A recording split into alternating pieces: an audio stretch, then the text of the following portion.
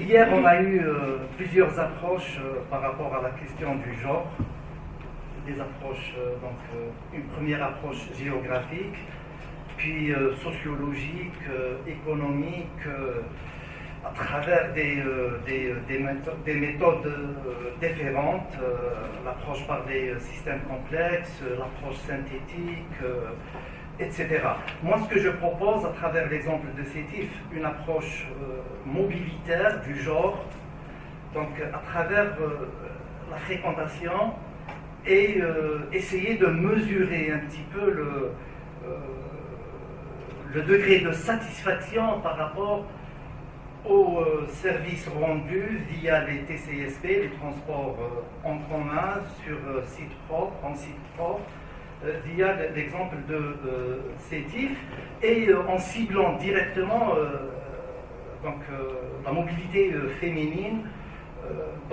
Je pars du principe, de l'hypothèse que l'introduction d'un TCSP booste certes l'offre en matière de transport, mais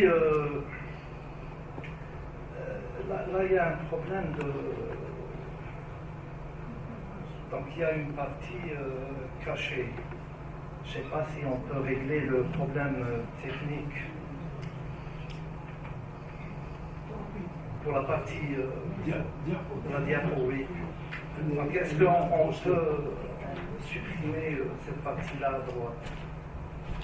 Donc on part de l'hypothèse, l'introduction d'un TCSP va certes améliorer l'offre, mais supposons on part du principe que la femme elle est plus sensible aux questions de sécurité, au confort, à la propreté. Donc, cette introduction du TCSP va booster la fréquentation féminine de ces modes de transport. On part d'un questionnement.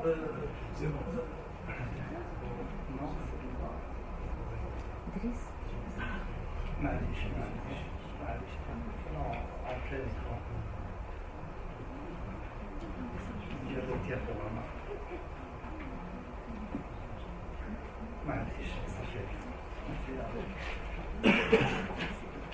Donc, ok, la mobilité féminine est plus complexe, puisqu'on a la double journée de travail, donc on a des parcours plus en matière de nombre de déplacements, on se déplace plus. Je parle des déplacements féminins. Par contre, on se déplace dans une sphère plus restreinte et avec des motifs plus diversifiés. Donc, le transport collectif peut être un facteur d'inclusion. C'est bien, monsieur le directeur, d'utiliser le concept finalement d'inclusion, de mobilité inclusive. Je vais tout à l'heure essayer de le faire de le valoriser un petit peu parce qu'il pèse beaucoup par rapport à notre thème. On a comme objectif principal la quantification des trajectoires mobilitaires des femmes à travers l'exemple de Sétif. On va essayer de faire notre présentation en 3 séquences. Une première séquence qui consiste à faire l'état de l'art sur la mobilité des femmes. On va insister sur la prise en compte de la mobilité féminine dans les transports, les concepts de cette mobilité des femmes.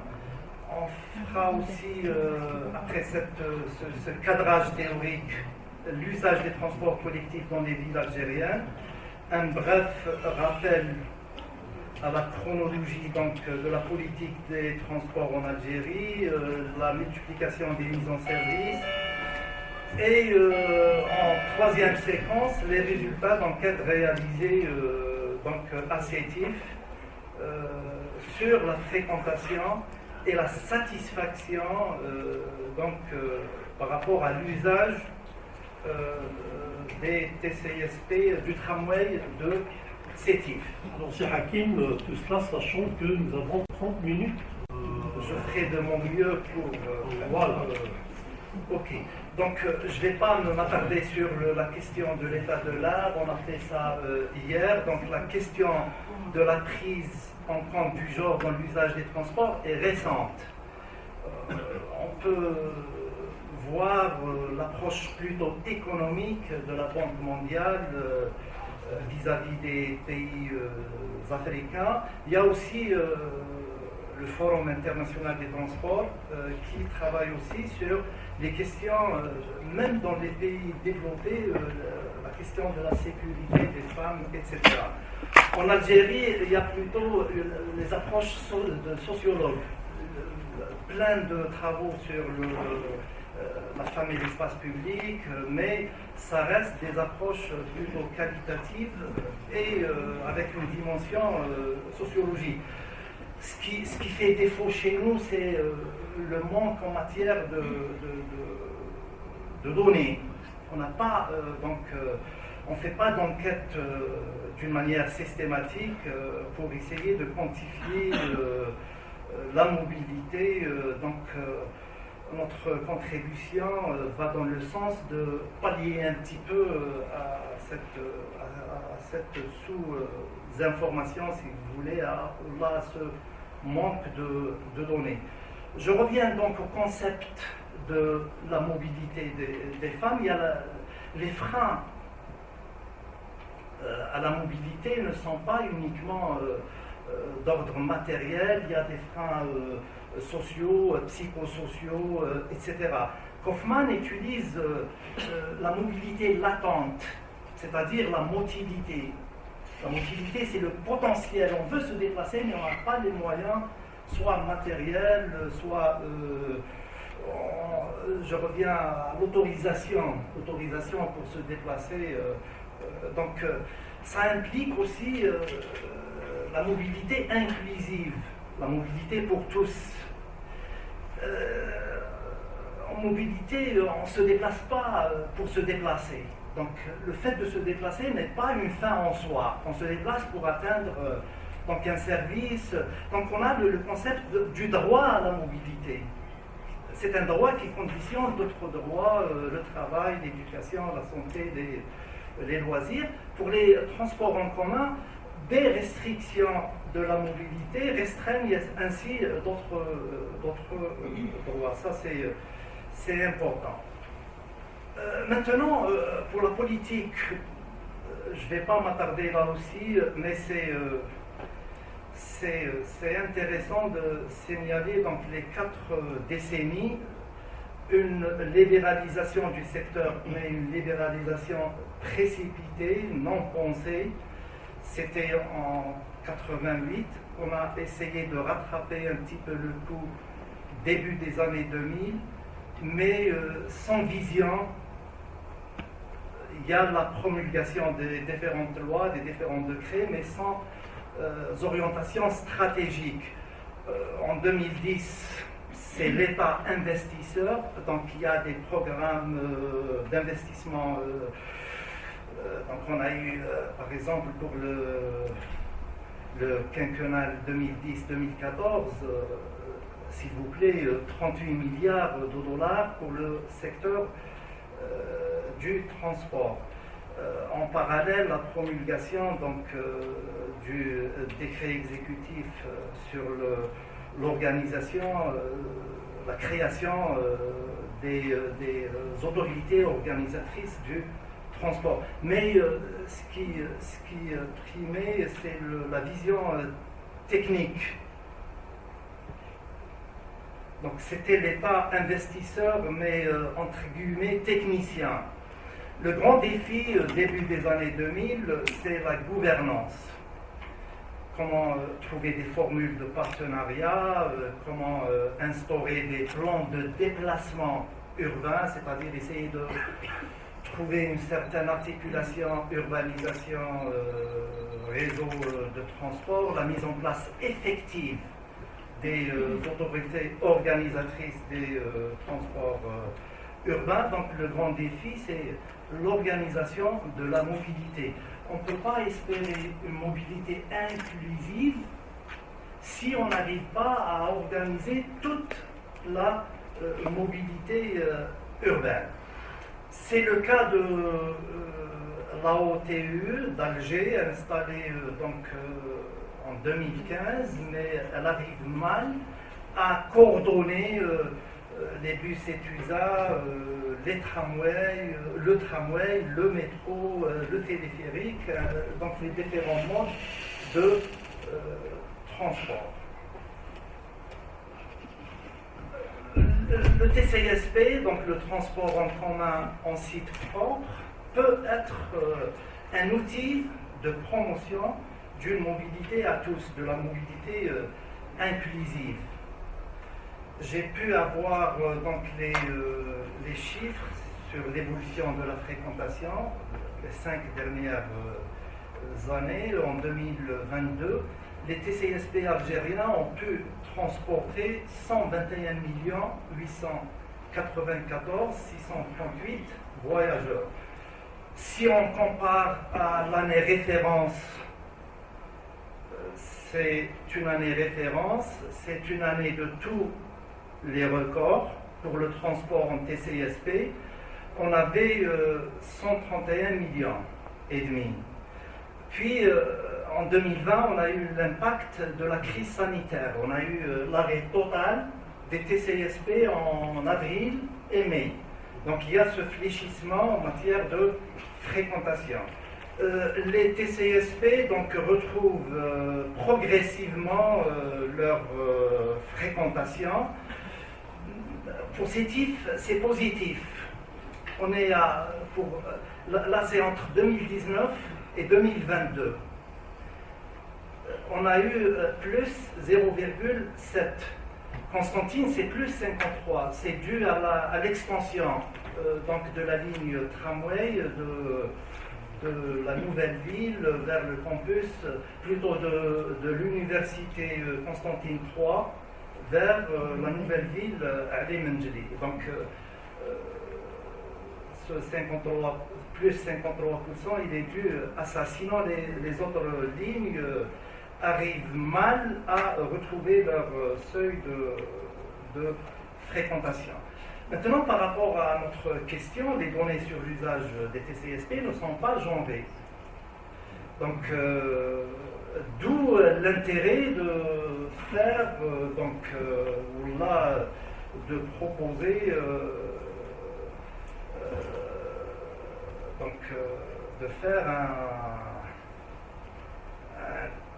tri, on appelle ça des données statistiques genrées, c'est-à-dire par sexe.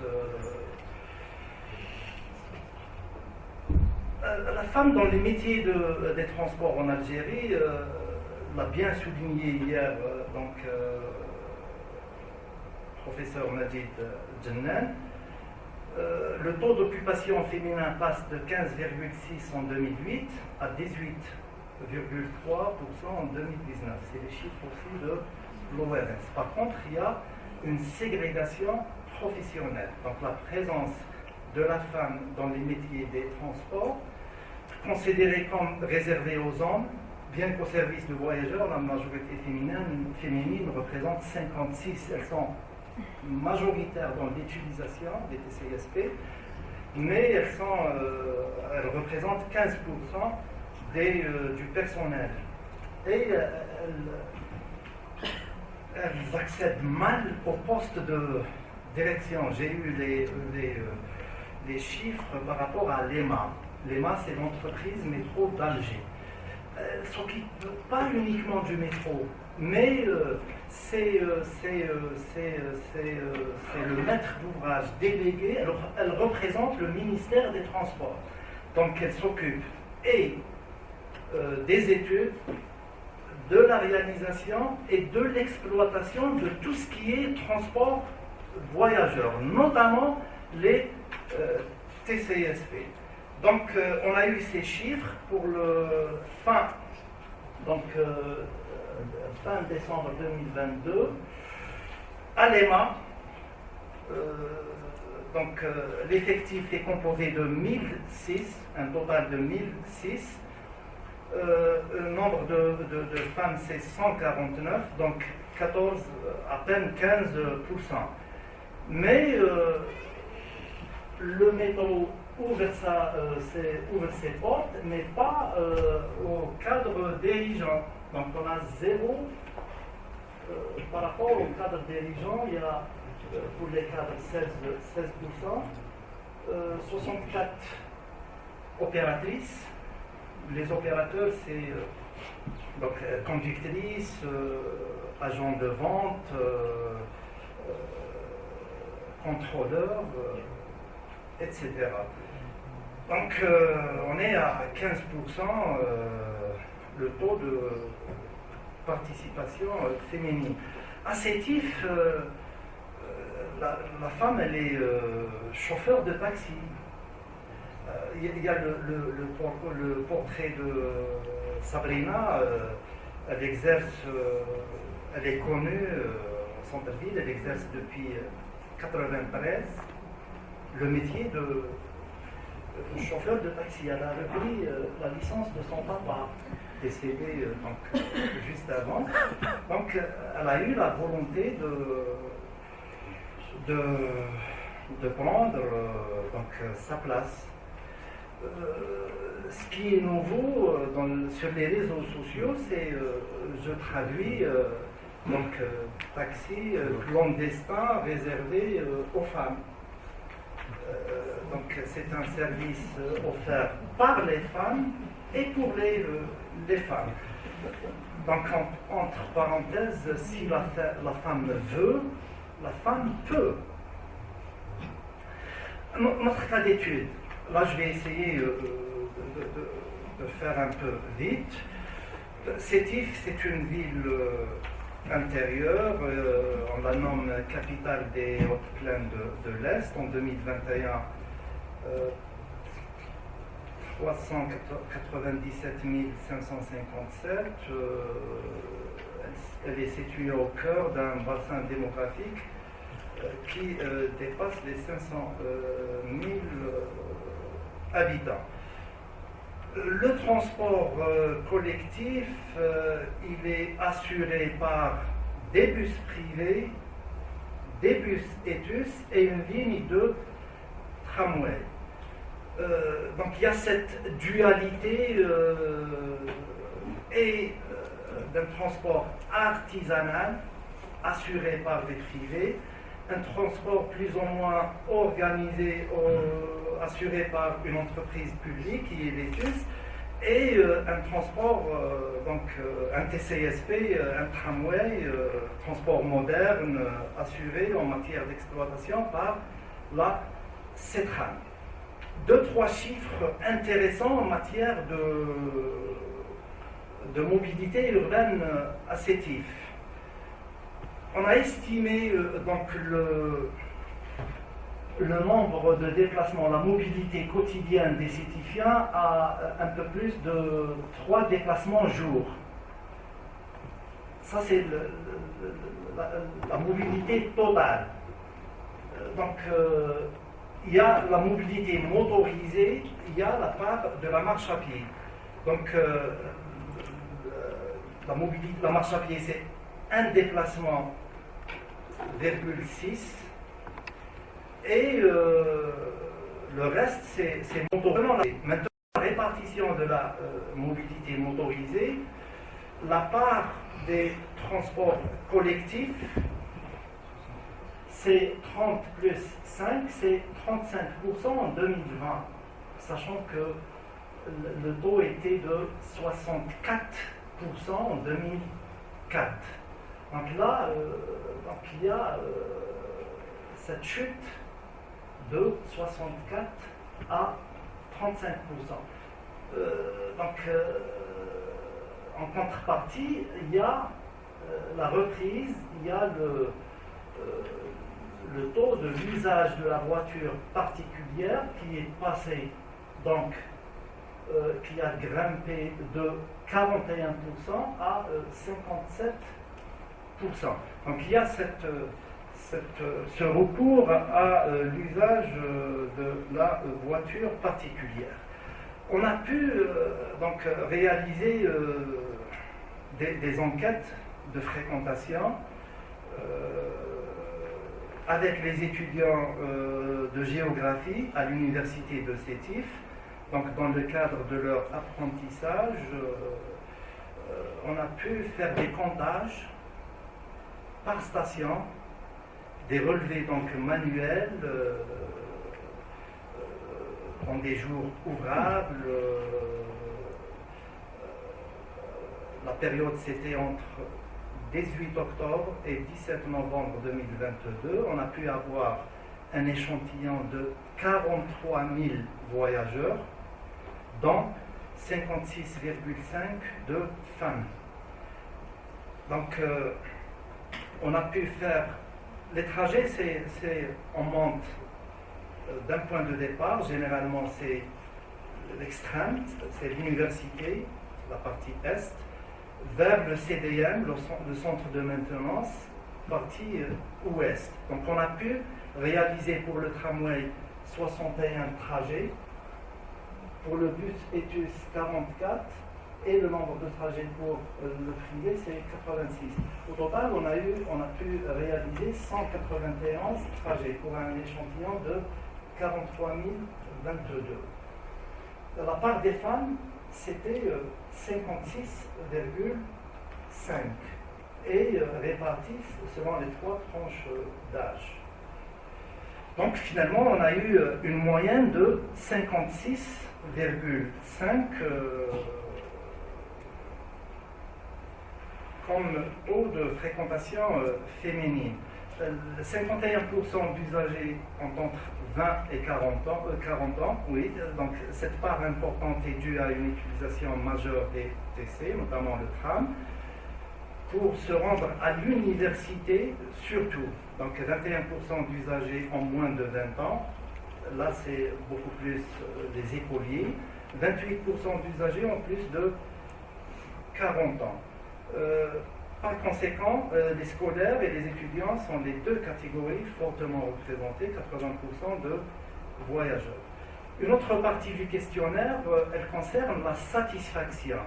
Donc en 3 parties, on demande des informations par rapport à la personne interrogée, sexe, âge, lieu, etc. Deuxième partie, information sur l'usage. Et troisième partie, le degré de satisfaction par rapport aux paramètres rapidité, ponctualité, coût, sécurité et confort. Donc on a pu atteindre un échantillon de 1095 interrogés, 65 femmes, la part des femmes. Les motifs, donc on a eu ces taux-là. Ce tableau récapitule un peu le degré de satisfaction quand c'est vert, c'est satisfait, c'est rouge, c'est l'autre extrême, donc pas satisfait. Donc par rapport aux 3 modes de transport collectif. Pour le bus privé, donc 84% de voyageurs ne sont pas satisfaits de la rapidité et la ponctualité du bus. En matière de tarification, c'est 20 dinars pour le bus et c'est 40 dinars pour le tram. Cher pour 90% de l'échantillon interrogé. Sinon, par rapport à la sécurité et le confort, c'est rouge pour le bus privé. Donc 91% des voyageurs ne sont pas satisfaits du confort, ne sont pas satisfaits donc, par rapport à la surcharge et à l'insécurité. Pour le bus Etus, 60% des voyageurs ne sont pas satisfaits de la rapidité et de la ponctualité des bus, sachant que les deux modes de transport utilisent des arrêts différents, utilisent des horaires, des fréquences différentes. Donc il n'y a pas cette coordination, ce qu'on appelait tout à l'heure partenariat. Il faut trouver une formule de partenariat entre le public et le privé. La surcharge des bus est la cause d'inconfort pour 83,4% des voyageurs interrogés. Par rapport au tramway, il ne reste plus que 2 minutes. Ok, cher président. Donc 98% des voyageurs sont satisfaits par rapport à la ponctualité, mais 45% des femmes évoquent le comportement agressif des contrôleurs. Donc à Sétif, on veut être plus rigoureux par rapport au métro et tramway d'Alger. Donc on a eu la mauvaise expérience au début par rapport à la fraude. On a enregistré 90% de fraude. Alors, je termine par des perspectives, questions pertinentes pour de futures études et enquêtes sur le transport et le genre. La motorisation des femmes, la diffusion donc du permis de conduire, le lieu de travail des femmes et le frein de la distance, la violence et l'harcèlement à l'égard des femmes dans les transports publics. Et merci pour votre attention. Bonjour à toutes et à tous. J'espère que vous allez bien, que vous êtes en forme et réveillés. Tout d'abord, je tenais à remercier toutes et tous pour votre présence et tout particulièrement Madame Chanson-Jaber et Monsieur Souya Sid Ahmed pour l'organisation de cet événement, pour le choix de cette thématique sensible nécessaire et de m'avoir conviée à présenter mes travaux qui sont en cours puisque je suis doctorante à l'Université de Tours sous la direction de Madame Nora Semoud. Et donc ma thèse porte sur l'appropriation artistique de l'espace public en Algérie, tout particulièrement dans les villes d'Alger et de Oran. Et donc inscrit à la croisée de la géographie de l'art culturel, social et urbaine, je questionne le pouvoir de l'art public. Et donc j'intègre ce que l'on appelle communément la question du genre. Et donc pour commencer, je vous présente une artiste, une première artiste algéroise, une jeune artiste d'une trentaine d'années, algéroise, ancienne étudiante des Beaux-Arts d'Alger, qui a l'habitude de se produire dans l'espace public, à Alger, ainsi que dans d'autres villes en Algérie et en Europe. Elle réalise ce que l'on appelle des performances. Une performance, c'est ce que les artistes définissent comme la rencontre entre l'artiste et son public dans un temps donné, dans un espace donné. C'est une œuvre qui est prévue, organisée, mais dont la finalité laisse une large place à l'interaction avec son public, qui est convié non pas à être seulement spectateur, mais spectateur et à participer avec l'artiste. Ce qui est intéressant avec cette artiste, c'est qu'elle se produit seule dans l'espace public, en tant qu'artiste et en tant que femme, mais elle se produit également avec un groupe de femmes. Et notamment, elle déambule dans les villes algéroises, enfin dans la ville algéroise ou dans les villes algériennes. En effet, alors pourquoi mon sujet sur l'appropriation artistique de l'espace public en Algérie? Depuis une dizaine d'années, on observe en Algérie un renouvellement des formes et des lieux d'expression artistique. Renouvellement qui questionne un nouveau rapport à l'espace public, à l'art public que l'on définit comme l'art du dehors, mais également au public et aux artistes. Et ce, malgré les cadres juridiques notamment, qui entourent les productions artistiques publiques, ainsi que les injonctions qui pèsent à l'égard des artistes, et notamment à l'égard des artistes femmes. Pour autant, ces dernières, autant les œuvres artistiques publiques que les artistes et les artistes femmes, sont présentes et contribuent d'une certaine manière, ou à leur manière, à défaire certains stéréotypes à leurs égards. Et, à travers l'étude de leur production, on convoque ce que l'on appelle le contexte, le contenant et le contenu, qui permettent une certaine lecture des logiques socio-spatiales des femmes. Et donc aujourd'hui, bien que mon enquête mette en lumière une scène artistique majoritairement masculine, qui n'est pas un fait proprement algérien, l'art public est majoritairement masculin, en Europe, en Occident de manière générale. Je vous propose de parler non pas de la place de ces artistes femmes, une place comme une partie qu'on leur donne, auquel qu'on leur assigne, ou qu'elles veulent prendre, ou qu'elles arrachent. Non pas leur place, mais l'être artiste, femme algérienne, dans l'espace public en Algérie. Avec pour fil conducteur plusieurs questionnements. Qui sont-elles? Que font-elles? Pourquoi? À quoi sont-elles confrontées? Et revendiquent-elles une identité de genre? Ou essayent plutôt, ou à contrario, de s'en défaire? Et donc pour ce faire, nous reviendrons tout d'abord sur deux concepts épistémologiques, espace public et art public, qui sont des concepts occidentaux et donc qu'il faut, étudier les tenants, les aboutissants et notamment le millefeuille définitionnel qui les entoure et afin de questionner leur pertinence dans la transposition d'un terrain en Algérie. Ces deux concepts nous permettront de revenir sur l'être femme dans l'espace public et dans l'art public, dans un espace et dans un domaine où elle cohabite majoritairement avec des hommes.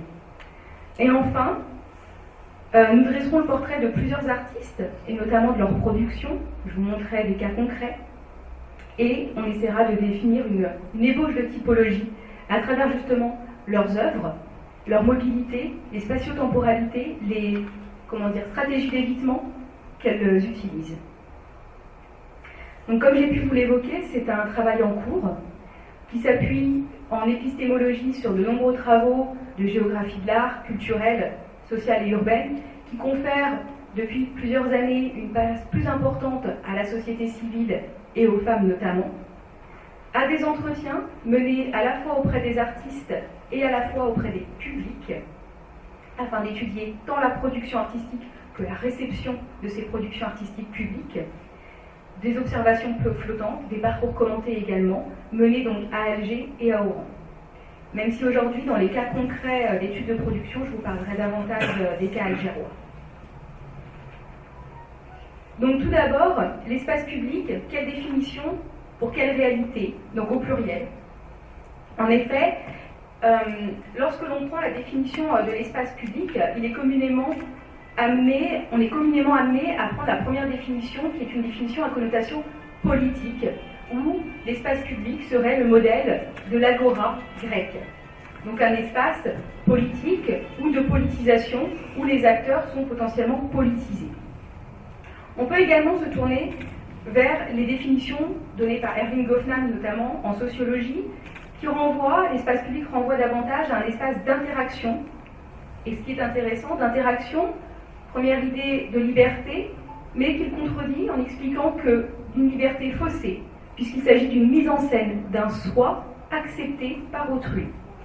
Donc on serait dans l'espace public, on publiciserait un soi que l'on juge accepté par les autres.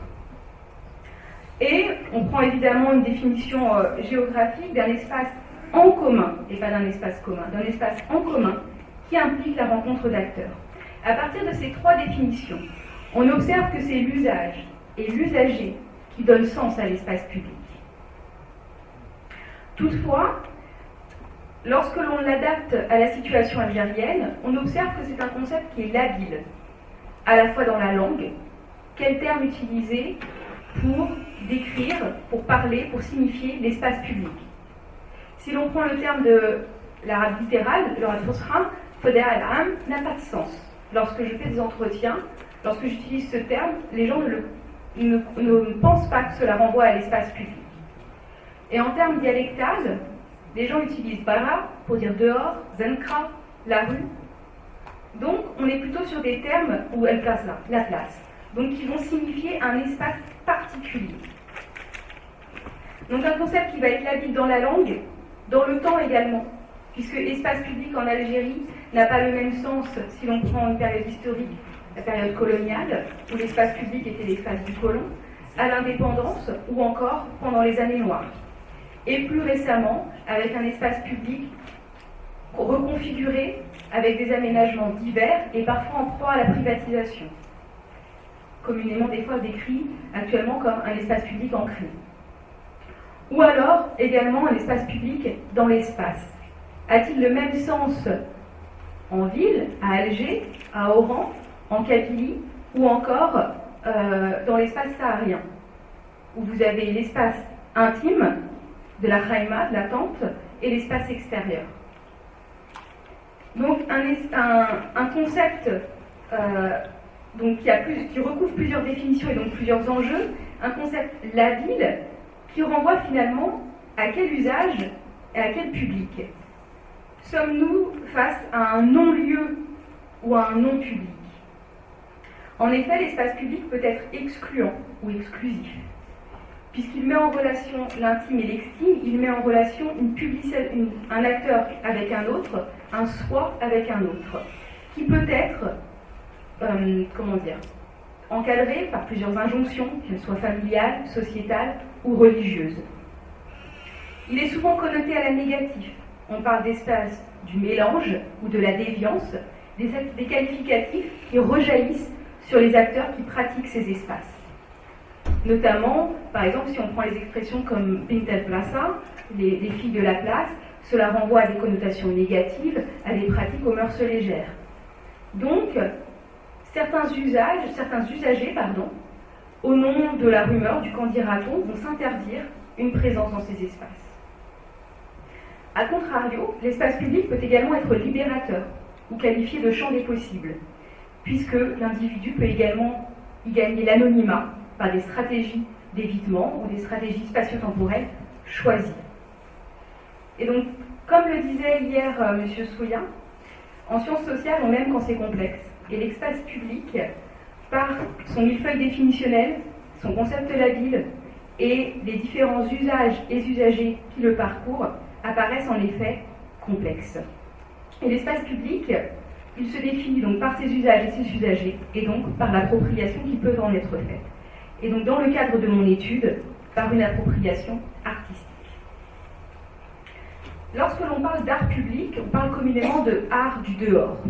L'art public peut être un art officiel, un art de commande, l'édification d'une statue en mémoire d'un personnage ou la mise en place d'un monument pour la mémoire d'un événement. Mais il peut être également inopiné, vandale, effectué sans autorisation. C'est plutôt celui-ci qui fait l'objet de ma recherche.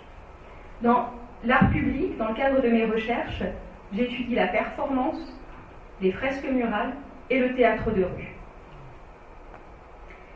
Et on observe qu'en Algérie, c'est une pratique ancienne. Une pratique ancienne qui a souvent accompagné les moments historiques importants. Je ne cite qu'un exemple que tous connaissent, c'est le fameux graffiti « Un seul héros, le peuple », photographié notamment par le reporter Marc Riboud en 1962. C'est également une pratique revendiquée. Je ne cite également qu'un seul exemple, le groupe Auchem, qui veut dire tatouage en amazigh, créé en 1967 par un collectif d'artistes, et notamment en tête, le premier c'est Denis Martinez, donc ancien professeur aux Beaux-Arts d'Alger, artiste plasticien de renom, qui revendiquait une appropriation artistique de l'espace public, notamment influencée par le muralisme mexicain et les relations fortes qu'entretient l'Algérie avec les pays d'Amérique du Sud, Amérique latine. Et donc, malgré un interdit juridique de fait en Algérie, comme dans d'autres pays, de produire des fresques murales, ou du moins avec un cadre juridique spécifique, pour autant, l'art public est toléré, mais avec une tolérance invariable. Mon enquête met en avant trois thématiques, trois modalités. Une intervention immédiate qui contraint les artistes à s'arrêter de produire, et l'œuvre est effacée. Souvent, lorsque ceux-ci se présentent dans des espaces où ils n'ont pas le soutien du public ou dans des espaces de centre-ville particuliers. Une intervention des forces de l'ordre différée s'ils ont un soutien temporaire des publics, et une non-intervention lorsqu'ils agissent dans des espaces qu'on pourrait qualifier de marche sociale ou marche urbaine, et que, notamment, les publics, les habitants ou les passants participent avec eux à l'œuvre. Pour autant, une pratique donc, qui est tolérée, notamment tolérée parce que l'art public a également un pouvoir, ténu certes, mais il permet parfois des requalifications urbaines notamment. Il permet en effet de publiciser des fois des rues qui étaient pas très bien fréquentées ou dont les habitants s'interdisaient la fréquentation comme un mur invisible et qui désormais veulent venir se prendre en photo devant ces fresques et donc contribuent à redynamiser ces rues. Et alors, moi, face à mon enquête, j'ai beaucoup plus d'artistes masculins que d'artistes féminins. Alors, je me suis interrogée, est-ce que l'art public, c'est une production masculine, exclusivement masculine? De manière générale, on a une scène artistique nordiste, urbaine. Vous avez 3 foyers au nord, Oran, Alger et un noyau également entre Béjaïa et Annaba. Et ensuite, en Algérie, vous avez des points sporadiques à plusieurs endroits. Une scène nordiste, urbaine, jeune. La majorité des entretiens montrent qu'ils ont entre 20 et 25, ensuite 25-30 ans, et masculine. Et où sont-elles, ces femmes? Ces artistes femmes, non pas ces femmes. Parce que certes, il y a des femmes autour d'eux. Il y a des femmes en tant qu'assistantes pour les aider, il y a des femmes qui sont organisatrices d'événements, il y a des femmes dans le milieu associatif. Elles sont dans ce qu'on appelle dans le care, là où on les attend. Mais combien sont-elles artistes femmes de la même manière que ces artistes hommes? Alors parmi mes entretiens, sur 61 artistes confondus, donc théâtre de rue, performance et fresque murale, je n'ai que 13 femmes artistes. 11 algéroises sur 32 algérois et une oranaise sur 12 oranaises, avec lesquelles j'ai fait des entretiens. Parce que, par exemple, pour l'oranaise en question, elle fait du théâtre de rue. Dans la troupe de théâtre, elle a 2 autres personnes également avec elle, mais je n'ai pas fait d'entretien avec ces personnes. J'ai également fait des entretiens auprès des publics. Et donc, je les sollicite sur leur pratique artistique, sur le regard qu'ils portent sur l'art public. Et puis, parmi les exemples que je sollicite auprès d'eux, je leur demande, pensez-vous que ces œuvres sont réalisées par des artistes femmes? Donc, sur 45 entretiens à Alger, 10 me disent peut-être. Tout en sachant que le peut-être sous-entend que, comme je pose la question, c'est que peut-être effectivement il y a des femmes, des artistes femmes, pardon. 7 à Oran sur 30 me répondent également pourquoi pas. Et souvent ajoutent pourquoi pas, c'est original. Voilà. Donc original, ce n'est pas normal, c'est original. Certains aussi ajoutent, je sais qu'ailleurs ça se fait, mais je ne sais pas si en Algérie ça se fait ou s'il y en a. Peut-être, pourquoi pas. Donc à travers ce premier échantillon, on observe que les artistes femmes sont moins nombreuses et que pour le public, l'artiste est une figure masculine. Dès lors, je vous propose donc de zoomer sur le profil sociologique de ces artistes femmes et notamment sur leur production.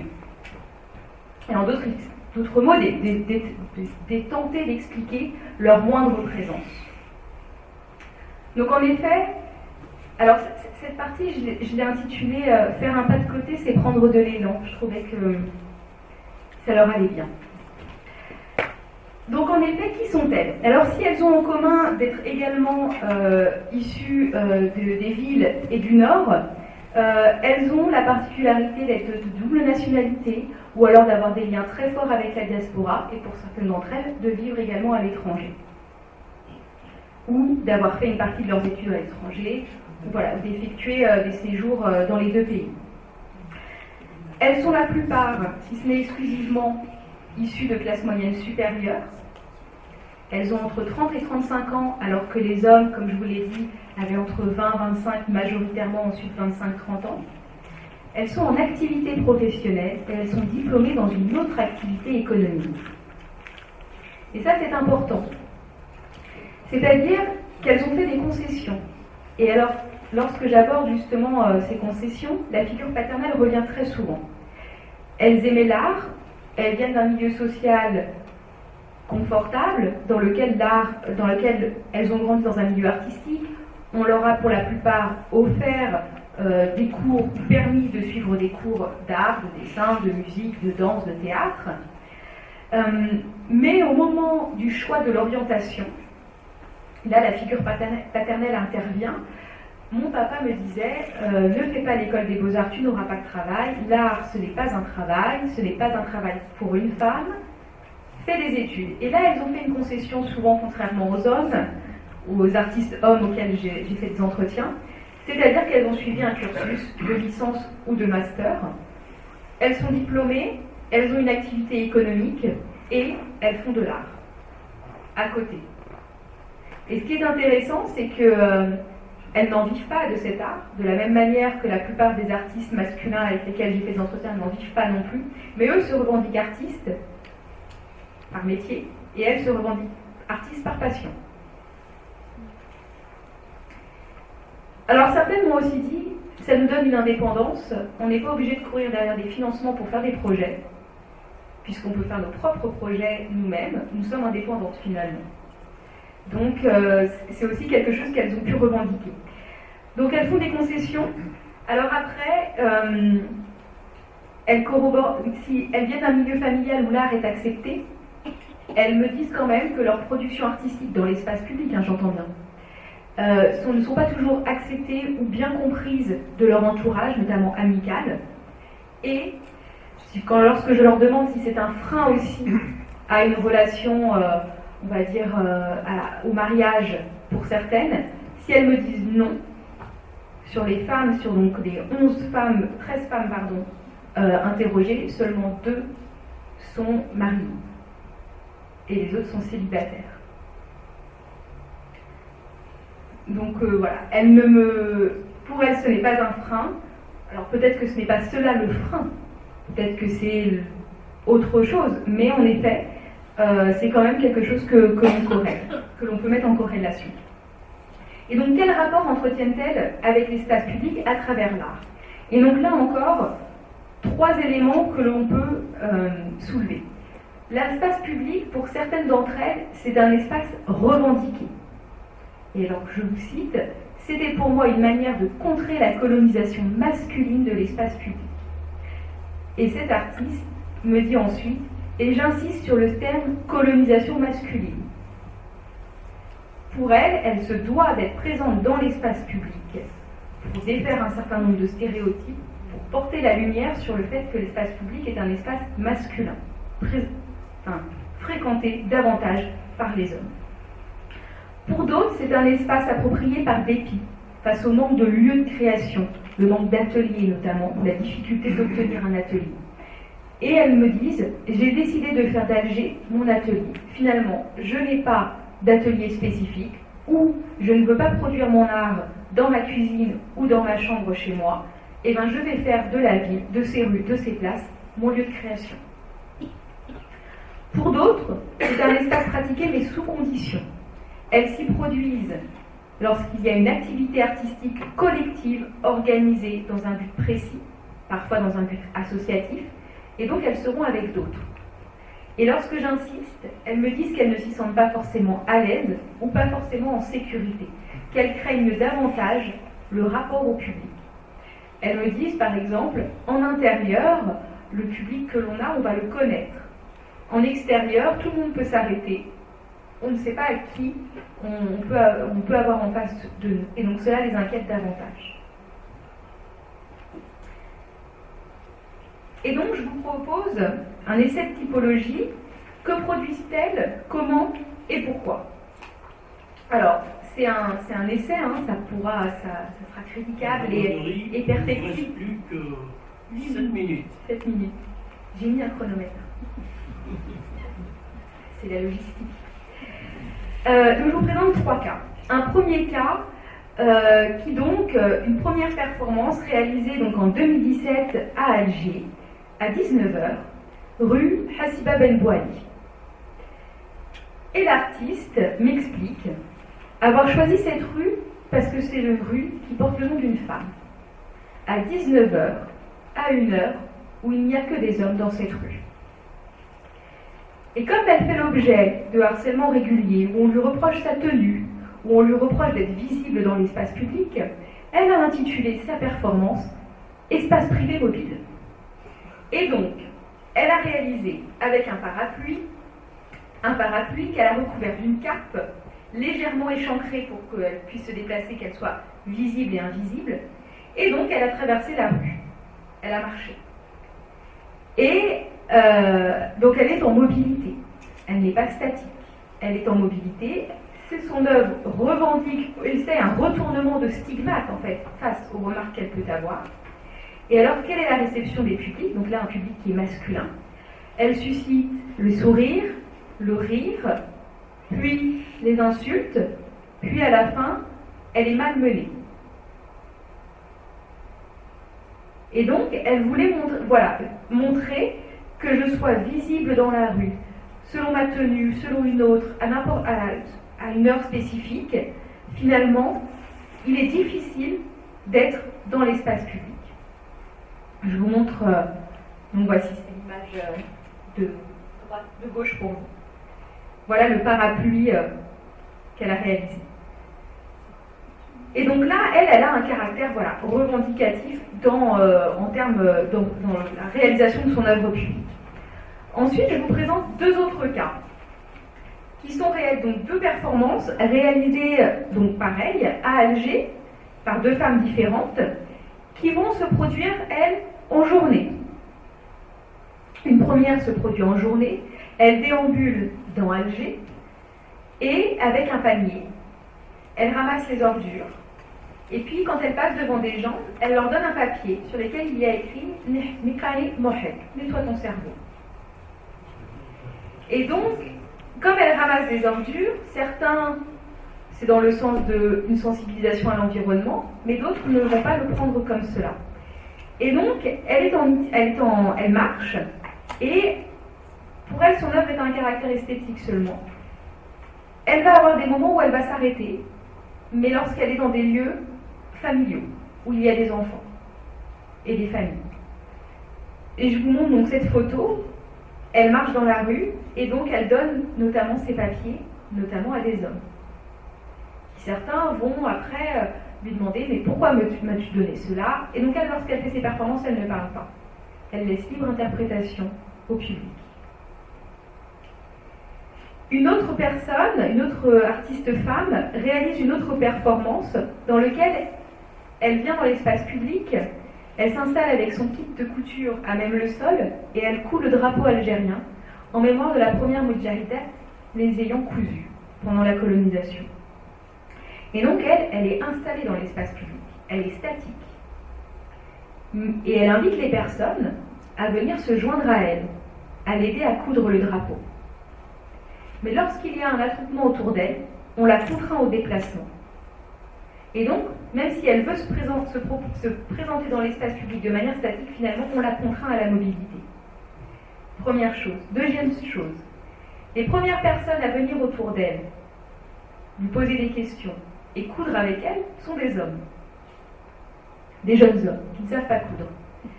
Donc cela se révèle un atelier de couture, et rapidement, ils vont appeler un public féminin. Donc ils vont appeler leurs femmes, ou leurs sœurs, leurs tantes, leurs mères. Et donc, pour autant, si celle-ci participe, je vous montre cette première photo, où vous voyez des mains, vous distinguez des mains de femmes à coudre le drapeau, vous observez qu'une fois le drapeau cousu, ceux qui portent le drapeau sont les jeunes hommes. Et les femmes sont où? Il aurait fallu faire un contre-champ. Elles sont derrière à filmer ou à photographier. Elles sont dans l'intendance, dans l'assistance. Mais elles ne sont pas proprement actrices ou sous les feux des projecteurs, on va dire. Enfin, troisième cas, ce sont les artistes qui se refusent à l'espace public ou alors qui s'y produisent de manière sporadique, dans des cadres bien définis, pour une œuvre esthétique, participative. Elles sont statiques, elles ont une réception publique de la part du public, on va dire correcte. Parfois, elles sont même soutenues par des publics, mais parfois, elles vont aussi fait part donc, de remarques ou de sexisme, y compris de la part des artistes masculins qui se produisent avec elles. Et donc, à travers l'étude de leur profil, démarche et production, on observe qu'elles sont moins nombreuses, qu'elles se produisent différemment, et qu'elles sont moins sereines. Pour autant, lorsque je leur demande si elles ont une posture d'engagé, elles me disent, alors certaines affirment directement oui, et d'autres me disent Un artiste homme, on étudie son œuvre pour elle-même. Lorsqu'il s'agit de moi, on veut l'apprécier parce que je suis une femme. Et donc, ça, c'est quelque chose que je mets en questionnement. Est-ce que c'est une volonté, moi, de vouloir les classer particulièrement dans une case de l'artiste engagé, ou est-ce que c'est elles qui ont également une difficulté à assumer une posture féministe connotée à la négative, lourde? Et donc, pour conclure rapidement dans la minute qui me reste, on observe qu'il s'agit d'une scène artistique féminine ténue au sein de l'espace public, dont l'identité de genre les marginalise et les minorise.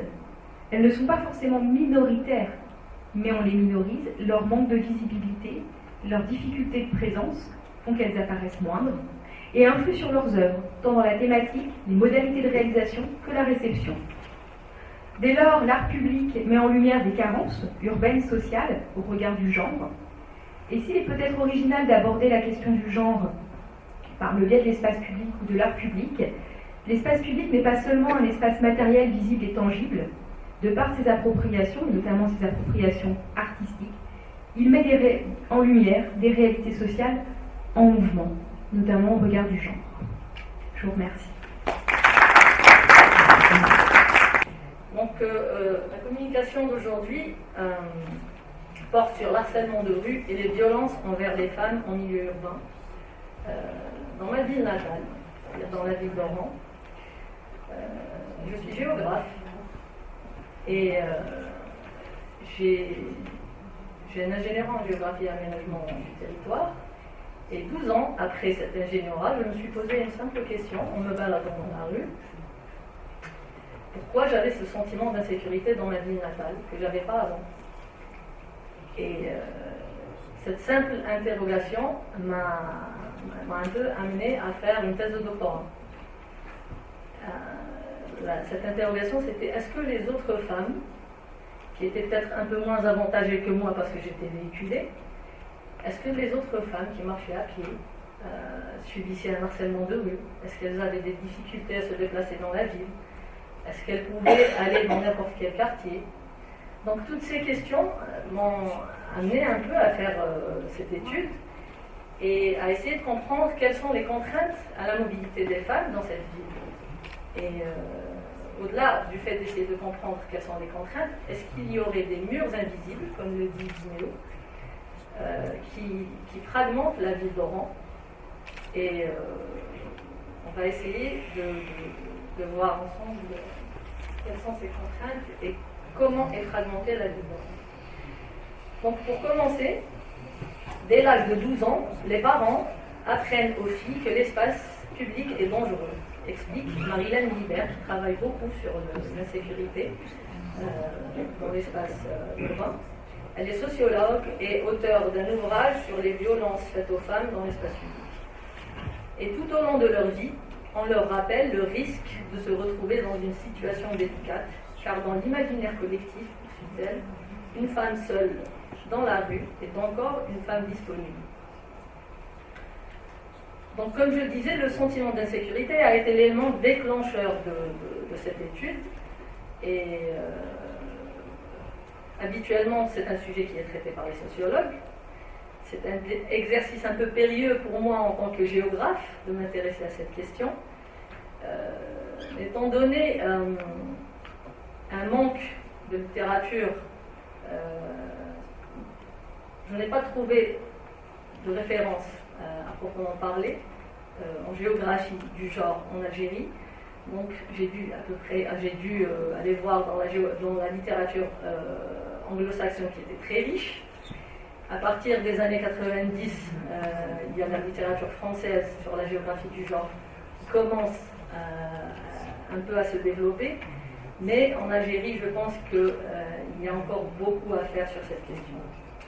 Donc, Jacqueline Poutra, pionnière de la géographie du genre, a abordé dans ses ouvrages Crise urbaine et espace sexué en 1996, ou encore Les peurs urbaines de l'autre sexe en 2003, des thèmes liés aux contraintes de déplacement et à la violence, au harcèlement de rue envers les femmes. Alors, si la mobilité des femmes a connu des transformations au cours de ces dernières années, elles n'ont pas pour autant la même capacité que les hommes d'accéder aux opportunités et aux services qu'offre la ville et de s'intégrer à la collectivité. Donc pour vous présenter un peu l'étude que je fais, alors la méthodologie est assez simple. Elle se divise en deux volets. Il y a l'aspect qualitatif et l'aspect quantitatif. Pour l'aspect quantitatif, ce sont des questionnaires réalisés à l'aide de mes étudiants de master à l'époque, donc master géomatique. Alors on a pu réaliser environ 507 questionnaires. Nous allons voir dans les prochains slides les thèmes qui ont été traités. Et pour l'aspect qualitatif, il y a eu une trentaine d'entretiens semi-collectifs réalisés avec des femmes de différents profils, de différents âges, de différentes situations matrimoniales et de catégories socio-professionnelles, pour se rapprocher le plus possible, on va dire, de la population, pour que l'échantillon soit le plus représentatif possible de la population féminine orale. Donc, le questionnaire a été composé de 5 parties. La première traite du profil des femmes, comme je le disais, l'âge, la CSP, leur niveau d'instruction, même le port du voile, le permis de conduire, etc. La deuxième partie concernait les motifs de déplacement dans la ville, car les motifs sont divers. Elles peuvent se déplacer pour travailler, pour étudier, pour accompagner les enfants à l'école, pour faire des courses, pour rejoindre une association, pour faire du sport. C'est-à-dire on a essayé un peu de faire le tour de tous les motifs. La troisième partie aborde les quartiers fréquentés et les quartiers évités dans la ville, ce qui nous a permis, avec M. Souillère, mon directeur de thèse, d'établir une carte de la ville d'Oran avec une carte de la fragmentation de la ville, pour voir quels sont les quartiers les plus évités. Et alors, quatrième partie, c'était les différentes contraintes que les femmes peuvent rencontrer. Ce n'est pas un hasard que je parle aujourd'hui d'harcèlement de rue et de problèmes de sécurité, car c'est la contrainte principale citée par les femmes interrogées. Sans oublier évidemment les transports, le sujet des transports qu'a abordé M. Kelbish il y a un moment. Et dernier point, c'était la sécurité. Donc pour un peu compléter les questionnaires réalisés auprès des femmes, il était nécessaire de faire des entretiens semi-collectifs pour avoir une analyse plus fine des résultats. Il y a quelques points qui étaient difficiles à aborder pour les femmes, notamment la question de la permission de sortie, les questions sur les agressions, les questions sur l'harcèlement de rue. Donc il était nécessaire de faire des entretiens et d'essayer de comprendre, d'aller au fond des choses. Le premier thème abordé avec les femmes interrogées était les contraintes. Le deuxième s'agissait des expériences de mobilité. C'était d'essayer de comprendre est-ce que l'usage de la ville était différent quand elles étaient en voyage, en déplacement. Quelles sont leurs expériences, un récit, c'est-à-dire une journée ordinaire pour elles, leur déplacement, elles nous ont raconté un peu tout ça. Le troisième thème était les représentations et pratiques socio-spatiales de la ville par les femmes, les continuités et ruptures dans la ville. Et pour conclure, il y avait la quatrième partie sur la ville réelle et la ville rêvée. La ville idéale pour les femmes, leurs revendications, leurs besoins, leurs spécificités et que pouvait apporter l'aménagement urbain comme solution. Donc, comme je disais, le sentiment d'insécurité ressenti dans les situations de harcèlement vécues par les femmes dans l'espace public, incluant évidemment le transport, les rues, les stationnements. Je parle de stationnement car les femmes véhiculées ne sont pas épargnées. Même pour stationner, on a ce qu'on appelle, entre guillemets, des parkingers qui viennent un peu racketter les femmes véhiculées. Ils sont durs avec tout le monde. Oui, on va dire qu'ils raquettent même les hommes. Hein. Alors, souvent citées en tant que principale contrainte à la mobilité, ces entraves à la liberté. À la liberté de se mouvoir façonnent la manière dont les femmes pratiquent la vie. Donc, comme je le disais, ces thèmes sont assez peu documentés, même si le harcèlement de rue et les problèmes d'insécurité sont très médiatisés en ce moment. Mais il reste beaucoup à faire sur les recherches scientifiques en Algérie. Alors, ce sentiment de peur dans la rue peut avoir un impact important sur la mobilité et le choix de type de transport utilisé, allant jusqu'à engendrer une forme de motivation et d'autorestriction dans l'usage de la ville. Je parle d'autorestriction, et j'insiste un peu sur ce point. J'étais étonnée de voir les résultats concernant la question est-ce qu'il y a une personne qui exerce des contraintes sur vous? Bien sûr, on a mis le papa, le mari, les voisins. Et la première réponse a été moi-même.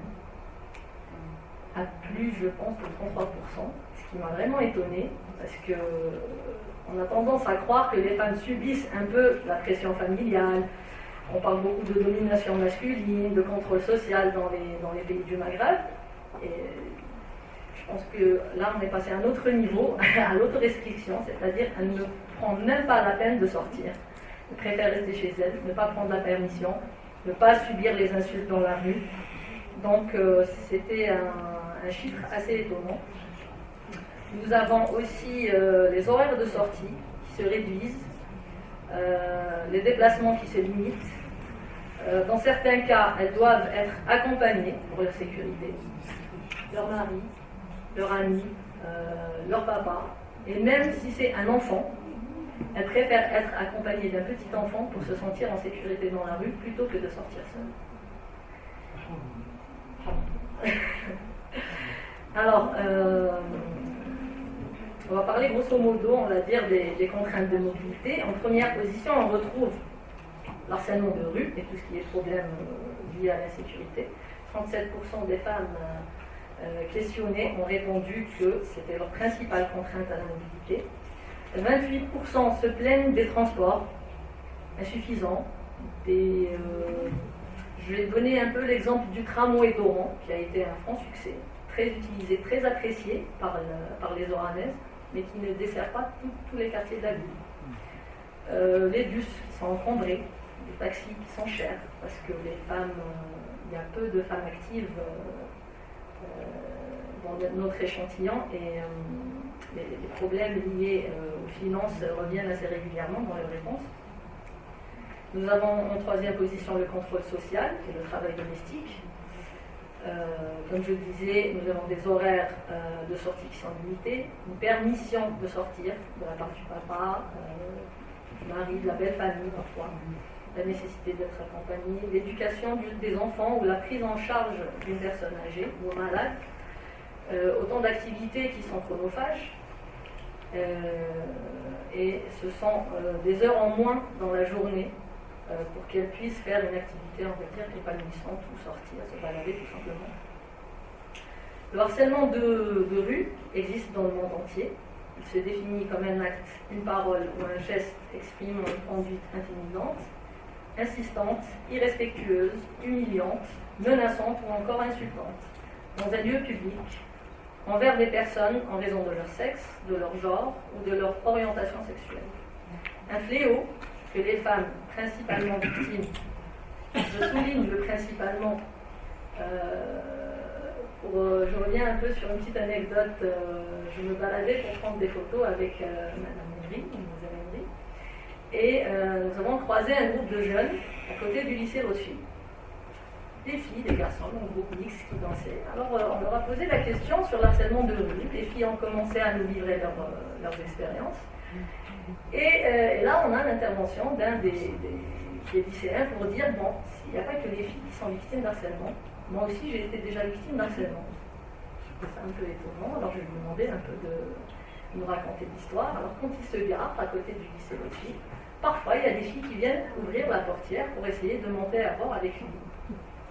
Donc, c'était un peu étonnant de savoir qu'on avait également de l'harcèlement de rue, mais qu'on ne harcelait pas que les femmes avant, apparemment.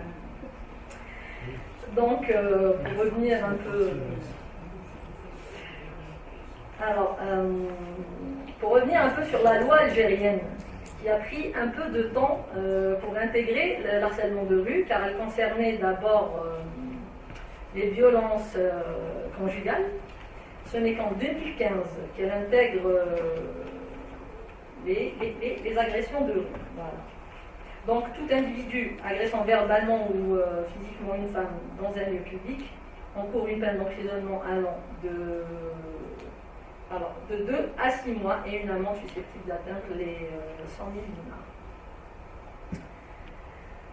Alors, les femmes interrogées déclarent, 42% d'entre elles, près de 43%, déclarent déjà avoir subi une agression dans l'espace public. Sachant que l'échantillon, les tranches d'âge vont de 15 ans jusqu'à 75 ans, ce sont principalement évidemment les jeunes femmes qui subissent l'harcèlement et les insultes, les agressions verbales. Comme on peut le voir sur le tableau, 35% des interrogés déclarent déjà avoir subi une agression verbale, c'est-à-dire une insulte. Vient en deuxième position le vol à l'arraché. En troisième position, l'harcèlement de rue avec 13%. Vol avec menace à l'arme blanche, 11%. Agression physique, 6%. Attouchement, 5%. Et nous avons là dressé un peu tous les types d'agressions que subissent les femmes dans leur déplacement quotidien. On l'a dit donc, comme je le disais, ça va jusqu'à 81 ans quand même, à 75 ans, je le corrige. Donc, près d'un quart des femmes victimes d'agressions dans l'espace public ont entre 20 et 25 ans. Cette tranche regroupe les taux d'agression les plus élevés. Peu importe le type d'agression, ce sont toujours elles qui sont les plus victimes. Et 55% des femmes agressées entre 20 et 35 ans. On peut voir sur ce tableau que les femmes mariées ne sont pas épargnées. Ça représente tout de même 47% des femmes interrogées, contre 44% pour les célibataires. Nous avons essayé un peu d'analyser les agressions en fonction des catégories socio-professionnelles. Les femmes au foyer sont les plus touchées par les agressions, suivies des employés.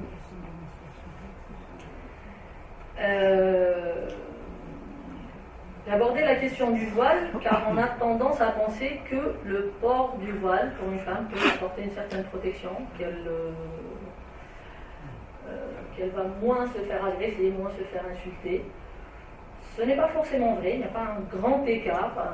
Les femmes non voilées se font agresser à 54%, les femmes voilées à 42%. Elles se font agresser, peu importe le mode de transport utilisé, elles se font surtout agresser si elles marchent à pied. Et comme on le sait, les femmes favorisent la proximité dans leur déplacement pour rester à côté du foyer. Elles ont des responsabilités familiales, elles ont des restrictions concernant les heures de sortie. Donc la marche à pied est la plus utilisée, peu importe le motif de déplacement dans la ville. En seconde position, on retrouve le bus, et enfin, on retrouve les taxis, et ensuite les bus. Sachant que lors des entretiens semi-collectifs, beaucoup de femmes se sont plaintes des chauffeurs de taxi qui les harcelaient, qui ne les déposaient pas forcément où elles voulaient, qui voulaient discuter alors qu'elles n'avaient pas très envie de parler. Donc tout ça est perçu comme des agressions. Concernant le bus, bien sûr, si on connaît tous l'état des bus à Oran et en Algérie en général, ils sont un peu surchargés, on va dire, et ce qui provoque des problèmes liés à la sécurité, des attouchements, etc. Alors en tant que géographe, je me dois de parler des lieux. Alors les quartiers, les femmes interrogées nous ont un peu livré les quartiers de la ville où elles ont subi des agressions, et on retrouve en première position le quartier de N'Djidida. Alors pour celles et ceux qui ne connaissent pas ce quartier, il s'agit d'un quartier central de la ville d'Oran, appelé anciennement le village nègre. Et c'est un quartier marché où on fait de bonnes affaires. Donc il est tout encombré, comme on peut le voir sur la photo. Et c'est là où les femmes se font le plus agresser. Je reviens aussi sur le centre-ville colonial, là où il y a énormément d'agressions, évidemment, comme on peut le voir sur la carte. Les horaires d'agression, alors, elles se passent surtout dans l'après-midi.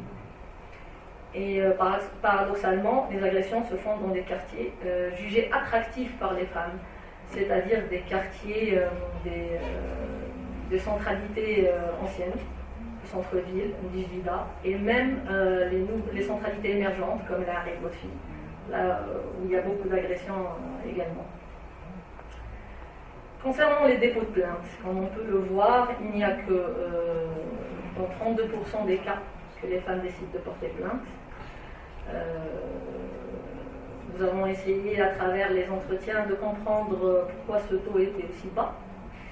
Et deux explications sont revenues assez souvent, c'est-à-dire la peur de l'interdiction de sortie par le papa ou le mari si elle décide d'aller dans un commissariat.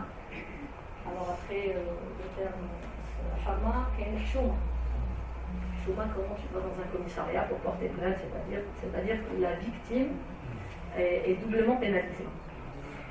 Il y a aussi la peur des représailles de la part de l'agresseur, parce que si elle va déposer plainte, l'agresseur peut avoir éventuellement accès à son nom, à son adresse. Il y a aussi un point qui a été évoqué, mais qui n'est pas mentionné sur la slide, c'est la prise en charge de la plainte par les services de police. Je vais vous raconter une anecdote. Une amie à moi est partie déposer plainte parce qu'il y a quelqu'un qui la suivait dans la rue. Elle a tapé avec un parapluie parce qu'il ne voulait pas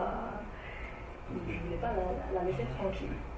Donc elle est partie déposer plainte dans un commissariat. Elle a commencé à raconter aux policiers ou aux commissaires ce qui s'est passé. Elle était hors d'elle et elle s'attendait à avoir, on va dire, un peu de compassion.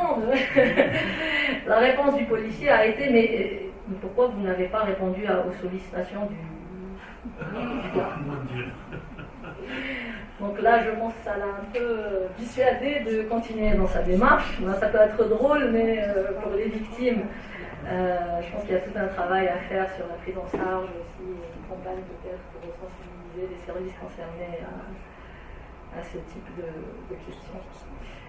Alors les contraintes et violences faites aux femmes peuvent provoquer résignation, révolte et stratégie d'évitement. Que peut apporter l'aménagement du territoire comme solution? En tant que géographe aménagiste, on cherche des solutions pour améliorer les conditions de vie, pour améliorer l'accès à la ville. Dans mon cas, notamment pour une catégorie importante, la moitié de la population, c'est-à-dire les femmes. Alors il est nécessaire que l'aménagement du territoire en direction des villes se décline comme un principe de réparation, au sens où l'on comprend, puisqu'il s'apparente à une démarche d'équité en faveur des femmes. Donc, les travaux que j'ai réalisés n'ont pas la prétention de trouver des solutions au harcèlement de rue ou aux contraintes que subissent les femmes dans leur mobilité quotidienne, mais c'est surtout pour faire un peu la promotion de la géographie du genre et la promotion aussi de ce qu'on appelle l'aménagement genré, qui est assez développé dans les pays anglo-saxons. Et actuellement en Europe, plusieurs villes utilisent ce qu'on appelle des guides genrés. Alors, pour un peu améliorer les choses, il faudrait travailler sur les transports collectifs, déjà. Instaurer des ambiances urbaines dans les lieux attractifs avec des activités culturelles, de loisirs. Renforcer l'éclairage, ça peut sembler très simple, mais le soir, tard le soir ou tôt le matin. On a aussi des femmes interrogées qui se plaignaient, qui avaient un fort sentiment d'insécurité tôt le matin parce qu'elles sortaient tôt pour aller prendre le bus. Peut-être ça leur prenait 2 heures pour arriver sur leur lieu de travail. Donc, l'éclairage, et j'ai vu ces dernières années qu'il y avait un système de télésurveillance aussi installé au niveau de certains quartiers de la ville d'Oran. Mettre en place des équipements adaptés. J'ai constaté la dernière fois, je ne sais pas si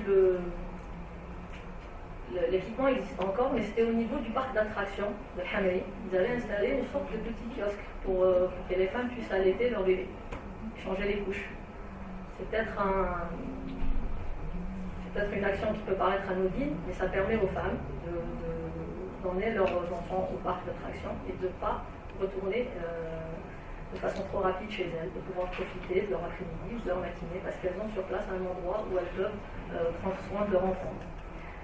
Alors, je le disais, c'est à travers l'élaboration de manuels d'urbanisme et d'aménagement sensibles aux questions du genre, et en adaptant un processus participatif et inclusif.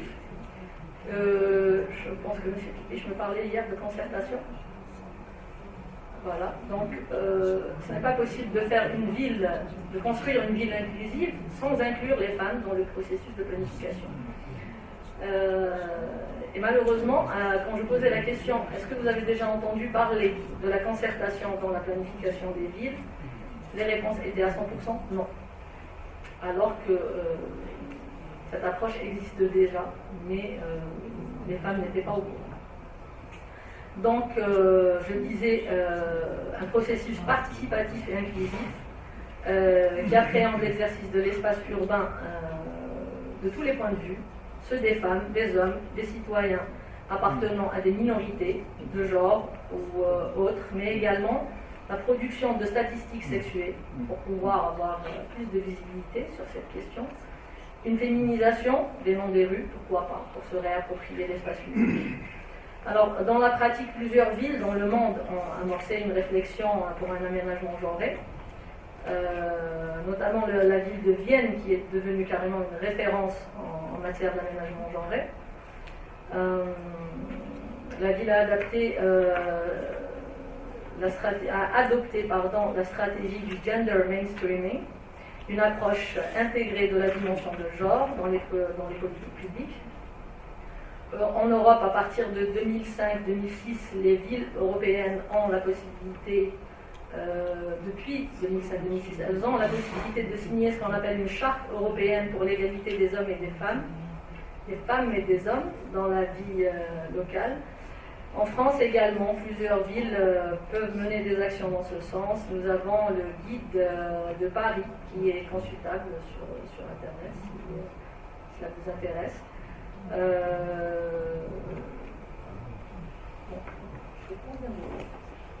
Ben, il vous reste plus que 2 minutes. D'accord.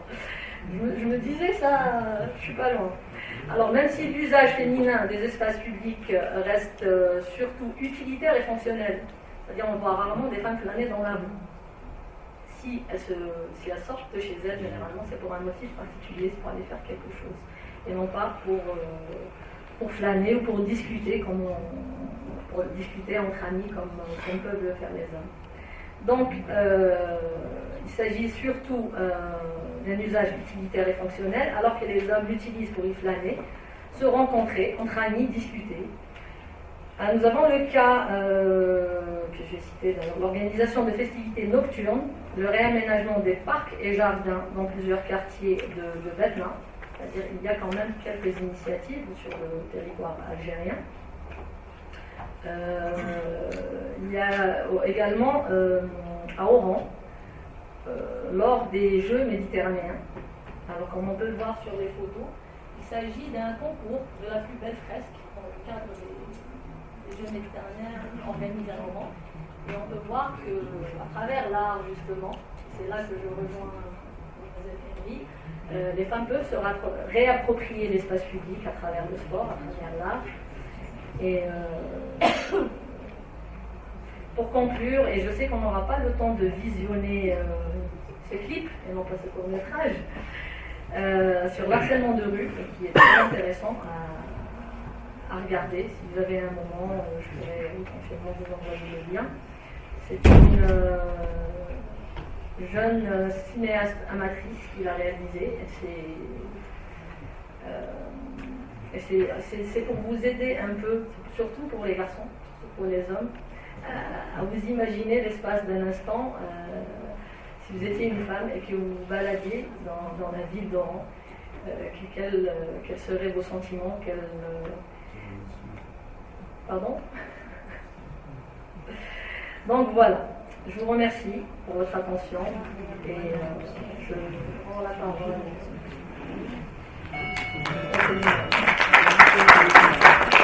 Bonjour à toutes et tous, ou plutôt bonsoir. J'espère que vous allez bien et que le déjeuner ne vous a pas trop alourdi. Hein, je vais tenter de vous réveiller, ça va pas être évident. Je vais quand même me représenter. Donc, vous, c'est Aïd Khadija, sociologue de l'urbain, travaillant sur la question du genre, des mobilités, de l'espace public. Je remercie M. Souillard pour son invitation et toute l'équipe qui a organisé cet événement sur une thématique qui a été jusque-là assez marginalisée. Donc je suis vraiment ravie de communiquer aujourd'hui et surtout pour une raison très particulière. C'est dommage qu'il n'y a pas plus de collègues du CRASC, mais il y a 10 ans, en 2013, je commençais ma carrière de chercheur ici même, dans ce centre de recherche. Et 10 ans après, ça me fait plaisir de revenir pour pouvoir communiquer ici.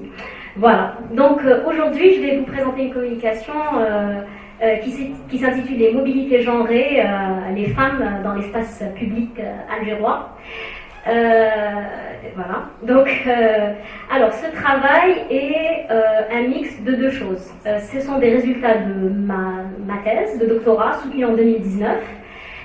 Mais également un travail que je vais vous expliquer ici, vous voyez la photo là. C'est une commande d'article qui m'a été faite par une revue française qui s'appelle Forum Vie Mobile et qui m'avait invité un petit peu à retranscrire les résultats de ma thèse de manière visuelle.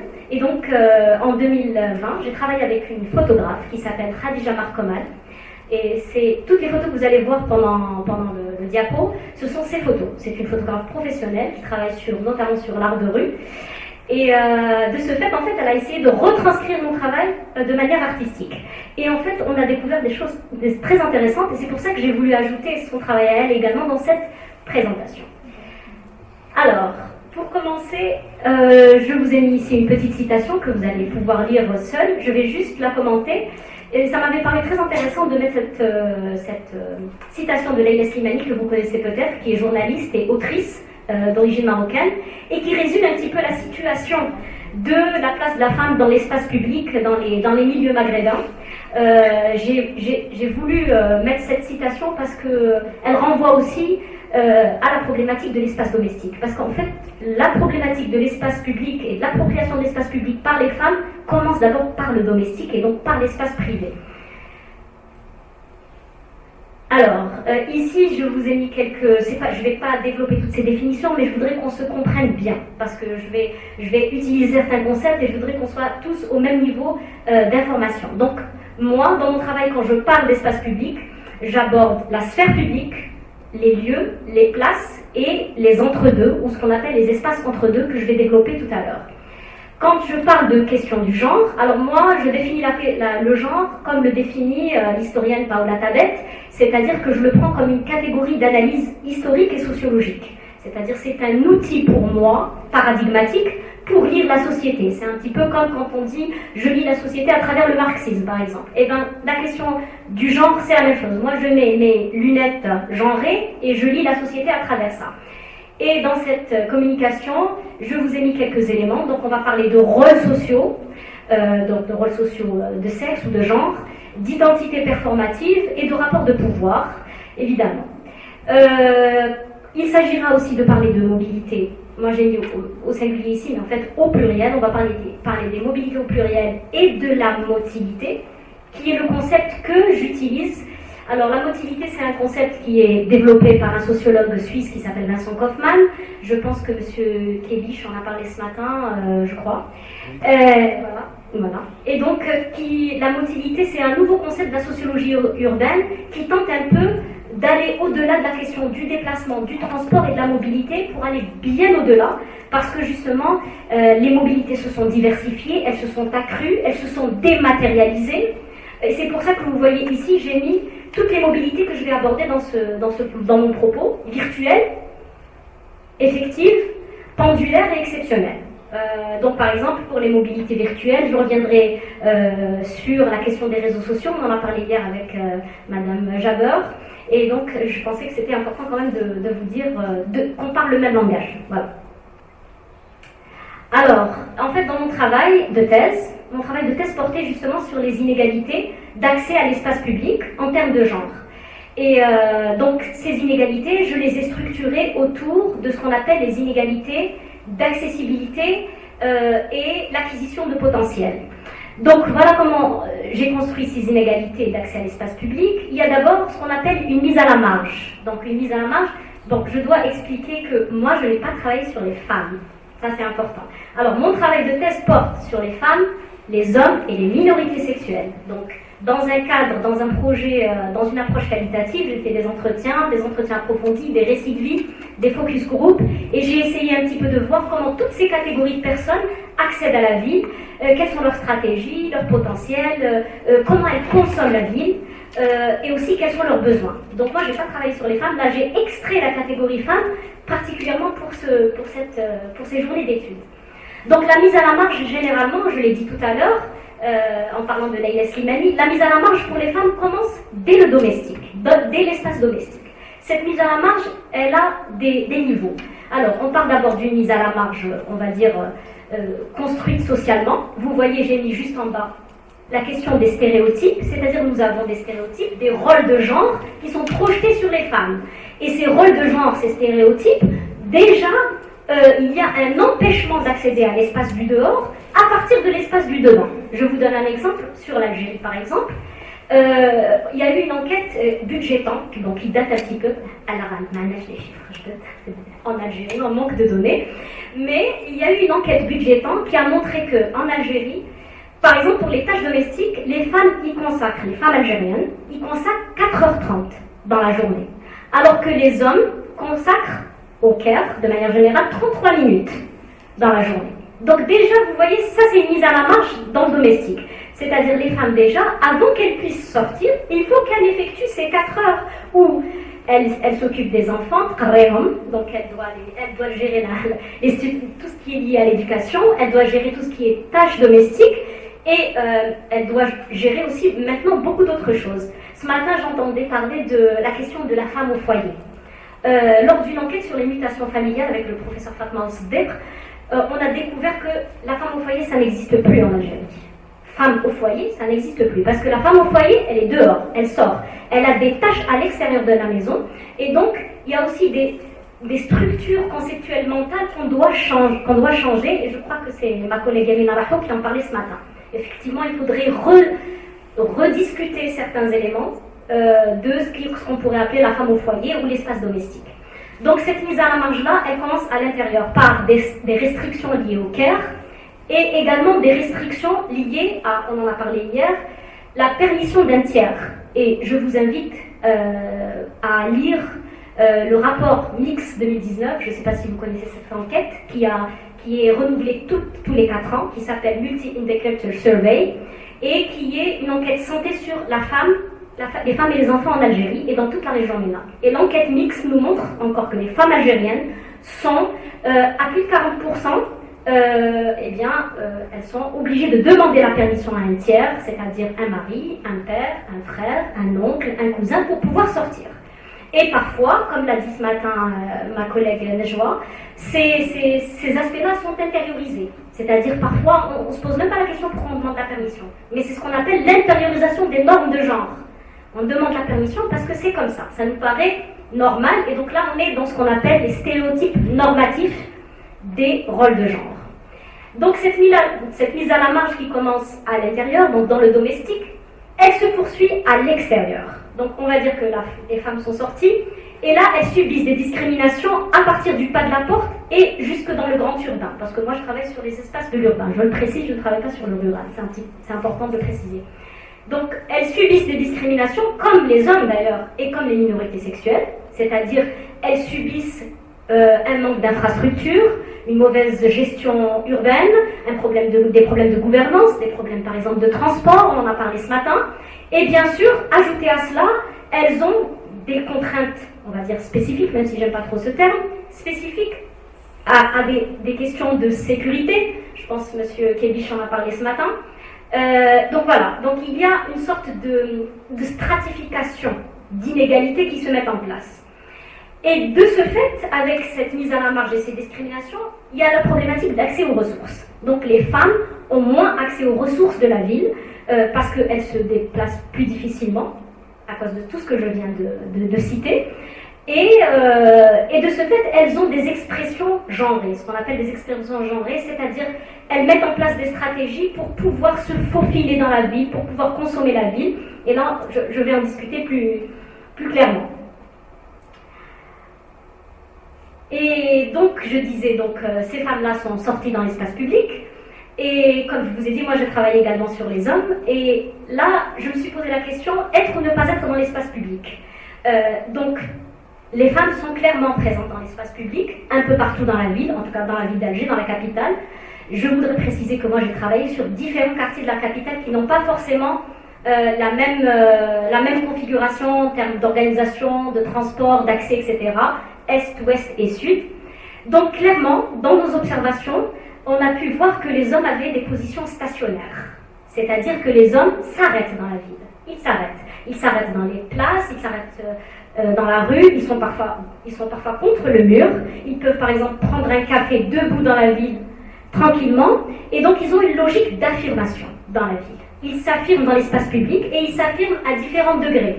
C'est-à-dire qu'il y a des choses, des activités par exemple qui permettent aux hommes de s'approprier la ville et qui n'est pas permise aux femmes. Je vous donne un exemple, je l'ai découvert dans ma thèse, en interviewant certains hommes, l'informel. Le commerce informel est une forme d'affirmation des hommes dans l'espace public algérois, par exemple. Il y a un homme, il n'a pas de revenus, il peut s'installer dans n'importe quel quartier d'Alger, c'est une forme d'appropriation de l'espace public et une logique d'affirmation. C'est aussi une logique d'affirmation par rapport au pouvoir public, disant, vous m'avez exclu en tant qu'homme économiquement actif, maître de mon niche, vous ne voulez pas me faire travailler. Je vais m'approprier la ville et je vais travailler, et ça va être une source de revenus pour moi. Donc les logiques d'affirmation, elles sont nombreuses pour les hommes. Elles peuvent passer par l'économique, elles peuvent passer par tout simplement le loisir. Et je pense que notre citoyenne ce matin en parlait, ils s'affirment aussi en buvant des verres dans des cafés lugubres, mais quand même ils y sont. Donc voilà. Et pour les femmes, on a une autre logique. Donc pour les femmes, on a une logique mobilitaire. Quand je dis mobilitaire, ça ne veut pas dire qu'elles vont d'un point A à un point B seulement, mais en fait, elles font en sorte d'y aller très vite. Les femmes ont une mobilité très fluide dans la capitale. Elles sont très rationnelles en termes de déplacement. Voilà. Et donc, pour ce faire, elles cultivent ce qu'on appelle une logique de flou. Et là, je vais expliquer le terme de flou, grâce à notre éminente sociologue qui est Nessim Adris. Et elle nous le dit très clairement ici. Elle dit les femmes entretiennent des rituels, une logique cultivée de flou dans l'espace public. En fait, elle a montré, et dans mon travail ça a apparu également, elle a montré en fait que les femmes organisaient toute une cartographie mentale avant de sortir de chez elles pour savoir comment elles allaient se faufiler dans la ville. Il y a des sociologues qui emploient le terme mode d'emploi. Les femmes ont un mode d'emploi de la ville pour pouvoir justement accéder à ces ressources de consommation et d'appropriation éventuellement. Et sur cette photo, ce qui est intéressant, qui est prise par Khadija Markomal, ce que moi j'ai montré dans ma thèse, elle l'a capté sur la photo. Regardez bien, les hommes, sur la photo, elle a juste posé son appareil, elle a pris la photo. Les hommes, vous les voyez très clairement, et les femmes, elles sont toutes floues. Vous voyez ? Je ne sais pas si ça se voit bien, mais les hommes, on les voit bien sur la photo. Et les femmes, elles sont toutes floutées. Et en fait, on s'est dit que peut-être il y avait eu une erreur. Alors on a refait l'expérience dans d'autres quartiers d'Alger. Elle a posé son appareil photo et elle a refait des clichés. À chaque fois qu'elle faisait des clichés, les femmes étaient floues. Les femmes, elles passaient très vite, les hommes étaient debout. Donc voilà. Donc c'est assez intéressant comme résultat. Donc dans notre analyse du passage du domestique vers l'extérieur, ou ce qu'on appelle du dedans au dehors, personnellement, j'ai analysé la question de ce qu'on appelle le franchissement des seuils symboliques. Et ça rentre totalement dans... voilà, ça aussi, ce sont les photos de Khadija Markomal qui illustrent ce que je vais dire. Hier, on avait dit avec Kautar, notre collègue Kautar, qu'il y avait une cartographie mentale de la ville. Tout à l'heure, je crois, avec Najwa, on avait parlé d'intégration ou d'intériorisation des normes de genre. Et justement, ces normes de genre, elles sont très bien intériorisées par les femmes et elles savent symboliquement qu'elles ont des seuils à franchir. Elles doivent franchir certains seuils pour pouvoir consommer la vie. Alors, les seuils, il y en a plusieurs. Il y a des seuils spatiaux et il y a des seuils temporels. Les seuils spatiaux, j'en ai recensé 3. Le premier, c'est la atba, c'est le pas de la porte.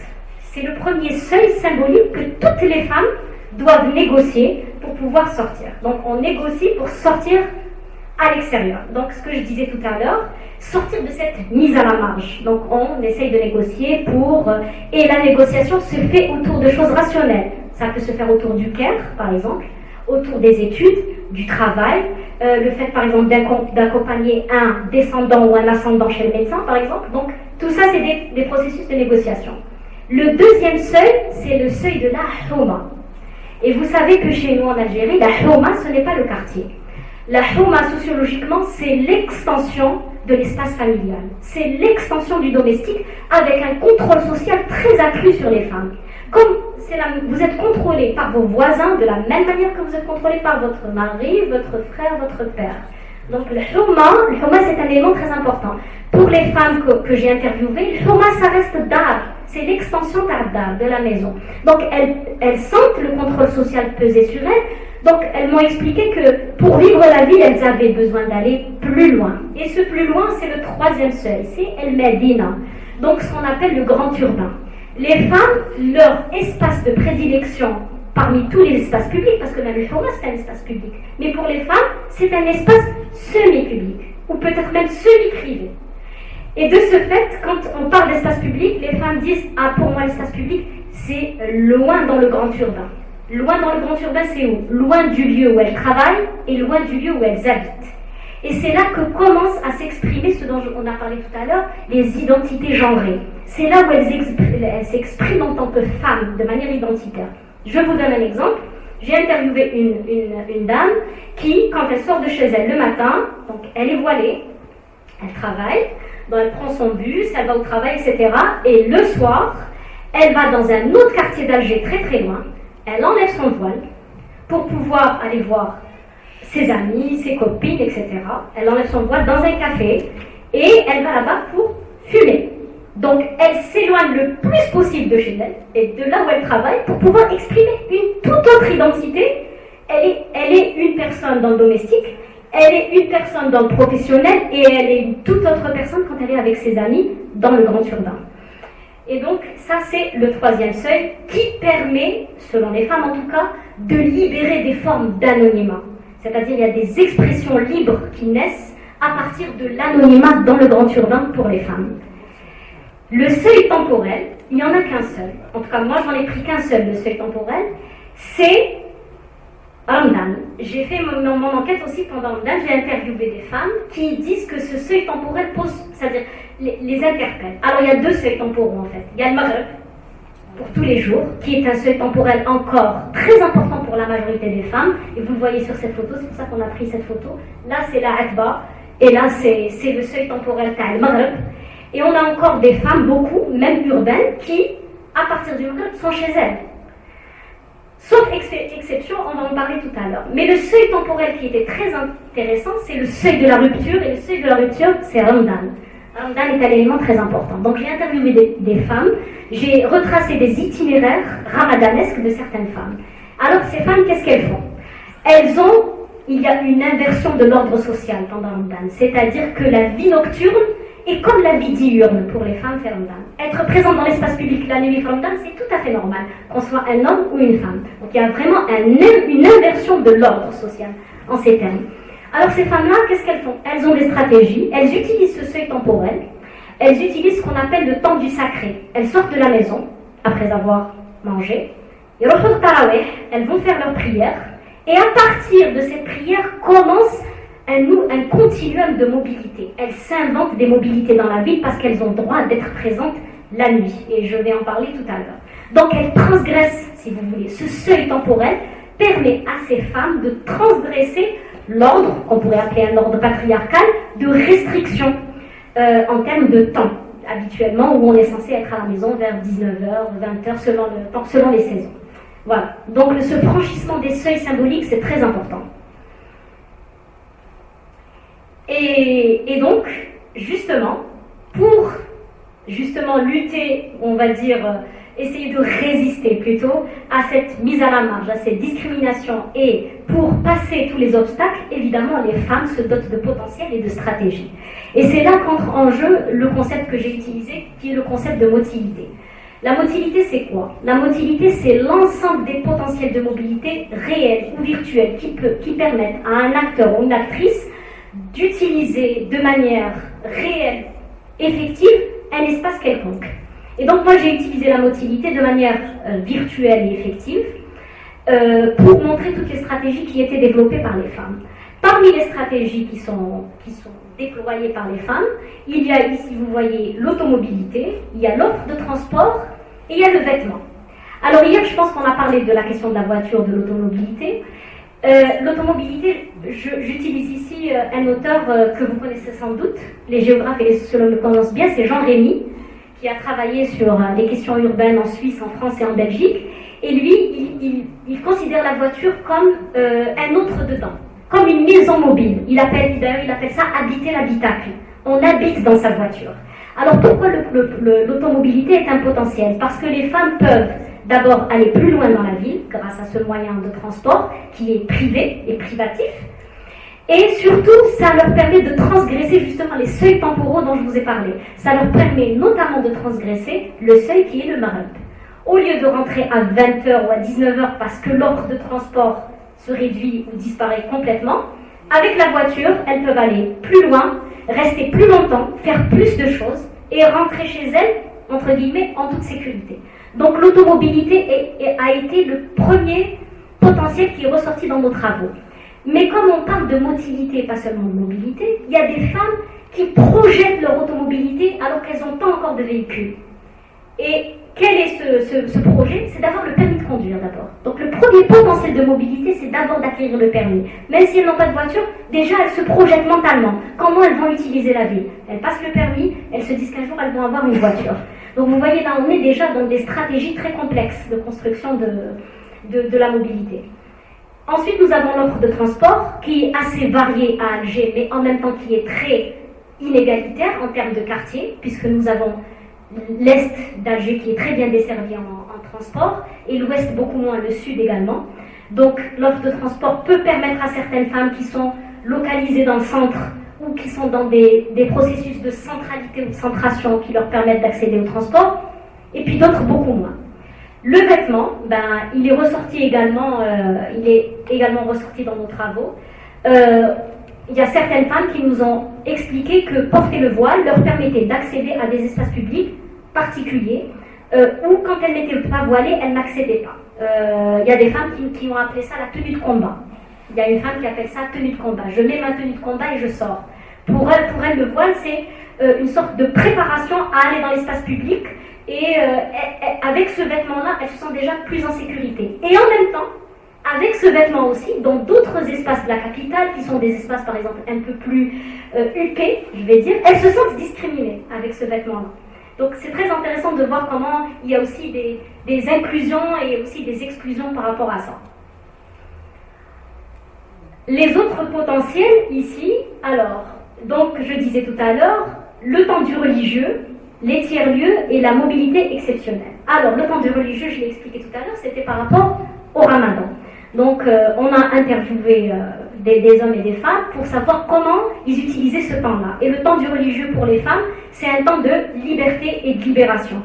Elles utilisent la période ramadanesque pour créer des continuums de mobilité. Donc, généralement, elles vont à la mosquée, et à partir de la mosquée, elles vont soit vers des lieux de loisirs, elles marchent dans la ville, elles retrouvent des amis, elles vont voir leurs petits amis, par exemple, elles créent de nouvelles mobilités et elles justifient ça par le temps du sacré. Elles disent, je suis sortie faire ma prière et c'est Ramadan, donc je peux rentrer à 4h du matin.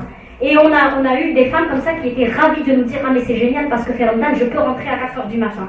Donc elles sentent ces expressions libres dont je vous parlais tout à l'heure. Donc, Ramadan est un temps vraiment très très intéressant. Et Ramadan aussi permet aussi évidemment l'accès à des espaces de culture et de loisirs. C'est ça qui est intéressant pour les femmes. Elles sont plus dans la culture et le loisir pendant la période ramadanesque que pendant le reste de l'année. Donc c'est assez intéressant. Ensuite, les tiers-lieux. Alors, les tiers-lieux, je vous ai parlé tout à l'heure de l'entre-deux. Alors ici, je fais appel à un concept d'un sociologue américain qui s'appelle Ray Oldenburg. Ray Oldenburg, c'est un sociologue qui a un petit peu travaillé sur les lieux qui sont entre le lieu de travail et le lieu d'habitation. Notamment à l'époque de la massification industrielle aux États-Unis, où il y avait des travailleurs qui voulaient sortir du travail, échapper à leur milieu professionnel, mais qui ne voulaient pas forcément rentrer à la maison, et qui cherchaient des tiers-lieux pour pouvoir s'épanouir autrement. D'ailleurs, pour la petite anecdote, les créateurs de Starbucks, vous connaissez Starbucks je suppose, le leader mondial du café maintenant, avaient utilisé l'idée de Ray Oldenburg pour créer Starbucks en fait. C'est un lieu où en même temps on peut se détendre et on peut travailler. Il y a du wifi, il y a où poser votre PC, Et bien ces tiers-lieux sont ressortis en fait dans mon travail de thèse, et les femmes utilisent massivement ces tiers-lieux dans la capitale algéroise. Ces tiers-lieux, ce sont quoi? Des lounges, des restaurants, des centres commerciaux ou des espaces semi-publics ou privés. Et la particularité, c'est que ces lieux se sont tellement féminisés, c'est que les gestionnaires de ces lieux prennent en compte la présence féminine de manière très très sérieuse. Il y a une femme qui m'avait raconté le fait qu'un jour, dans un restaurant, elle s'était faite embêter par deux hommes. Elle était assise toute seule, à fumer, et deux hommes l'ont interpellée. Et bien le responsable du restaurant a foutu dehors les deux hommes. Pourquoi? Alors moi je me suis dit, mais pourquoi il a fait ça? Eh bien il a fait ça parce que les femmes, d'après lui, sont des consommatrices quotidiennes de ces tiers-lieux. Les hommes viennent de temps en temps, mais il y a des femmes qui ont leur lieu, où elles y vont quasiment toutes les semaines ou tous les jours pour prendre un café, pour se détendre, pour discuter, pour rencontrer d'autres personnes. En fait, il y a une féminisation de ces lieux qui fait que les femmes deviennent des consommatrices privilégiées de la ville ou de ces espaces de tiers-lieux. Et bien sûr, ce sont des espaces de libéralisation pour les femmes. Alors, concernant la mobilité exceptionnelle, qui est la dernière stratégie, qui est en même temps qui peut être un potentiel et une stratégie. Mais là, vous voyez, j'ai ajouté mobilité exceptionnelle et revendication politique. Parce que juste avant de soutenir ma thèse, il y a eu le déclenchement du Hirak. Et j'ai voulu ajouter à mon travail cette question du Hirak qui m'interpellait, parce que moi-même, j'ai été une marcheuse de tous les Hiraks du vendredi, la capitale. Et donc, de ce fait, ça m'avait interpellée de voir toutes ces femmes descendre dans la rue, descendre dans la rue et occuper cet espace différemment. Je vous explique pourquoi. Peut-être parce que j'ai pas dit pourquoi. Parce que dans la capitale, avant le Hirak, vraiment la capitale, elle était destinée à être un espace commercial ou un espace de flânerie. On flâne ou on fait ses courses à Alger. On ne fait pas autre chose. Bon, pour des raisons que vous connaissez, je ne vais pas revenir sur des raisons historiques ici, mais de manière générale, les femmes ont massivement investi les rues, et moi je voulais comprendre comment ça se passait. En fait, c'est en même temps une mobilité quotidienne, mais en même temps c'est une mobilité exceptionnelle, parce que cette mobilité est accompagnée de revendications politiques assez importantes. Et il y avait plusieurs catégories de femmes qui ont envahi, on va dire, l'espace, mais différemment. D'abord, il y avait des femmes qui venaient de quartiers différents. Les femmes des quartiers populaires d'Alger, ce ne sont pas les femmes de la rue d'Idouche. Il y avait aussi des femmes qui étaient là accompagnées de leurs enfants, de leurs maris, de leur famille. Et à côté de ça, il y avait aussi des militantes féministes qui se revendiquaient de droits fondamentaux. Il y avait par exemple le carré féministe à Alger. Et donc, il y avait des typologies de femmes très intéressantes, mais en fait, c'est intéressant parce qu'elles ont saisi, on va dire, cet événement politique exceptionnel pour être présentes dans la ville, pour s'approprier les lieux et pour pouvoir éventuellement, comme le disait ce matin, je pense, Gaëlle, pas forcément toujours pour un engagement politique clair, mais juste pour affirmer ce qu'on appelle la corporéité. Le corps des femmes, il est là. Le corps des femmes est présent dans l'espace public. On veut s'approprier au même titre que les hommes. Donc c'est un petit peu ça, toutes les stratégies qui sont développées par les femmes. Et je vais pas aller plus loin, je vais vous laisser débattre ensemble.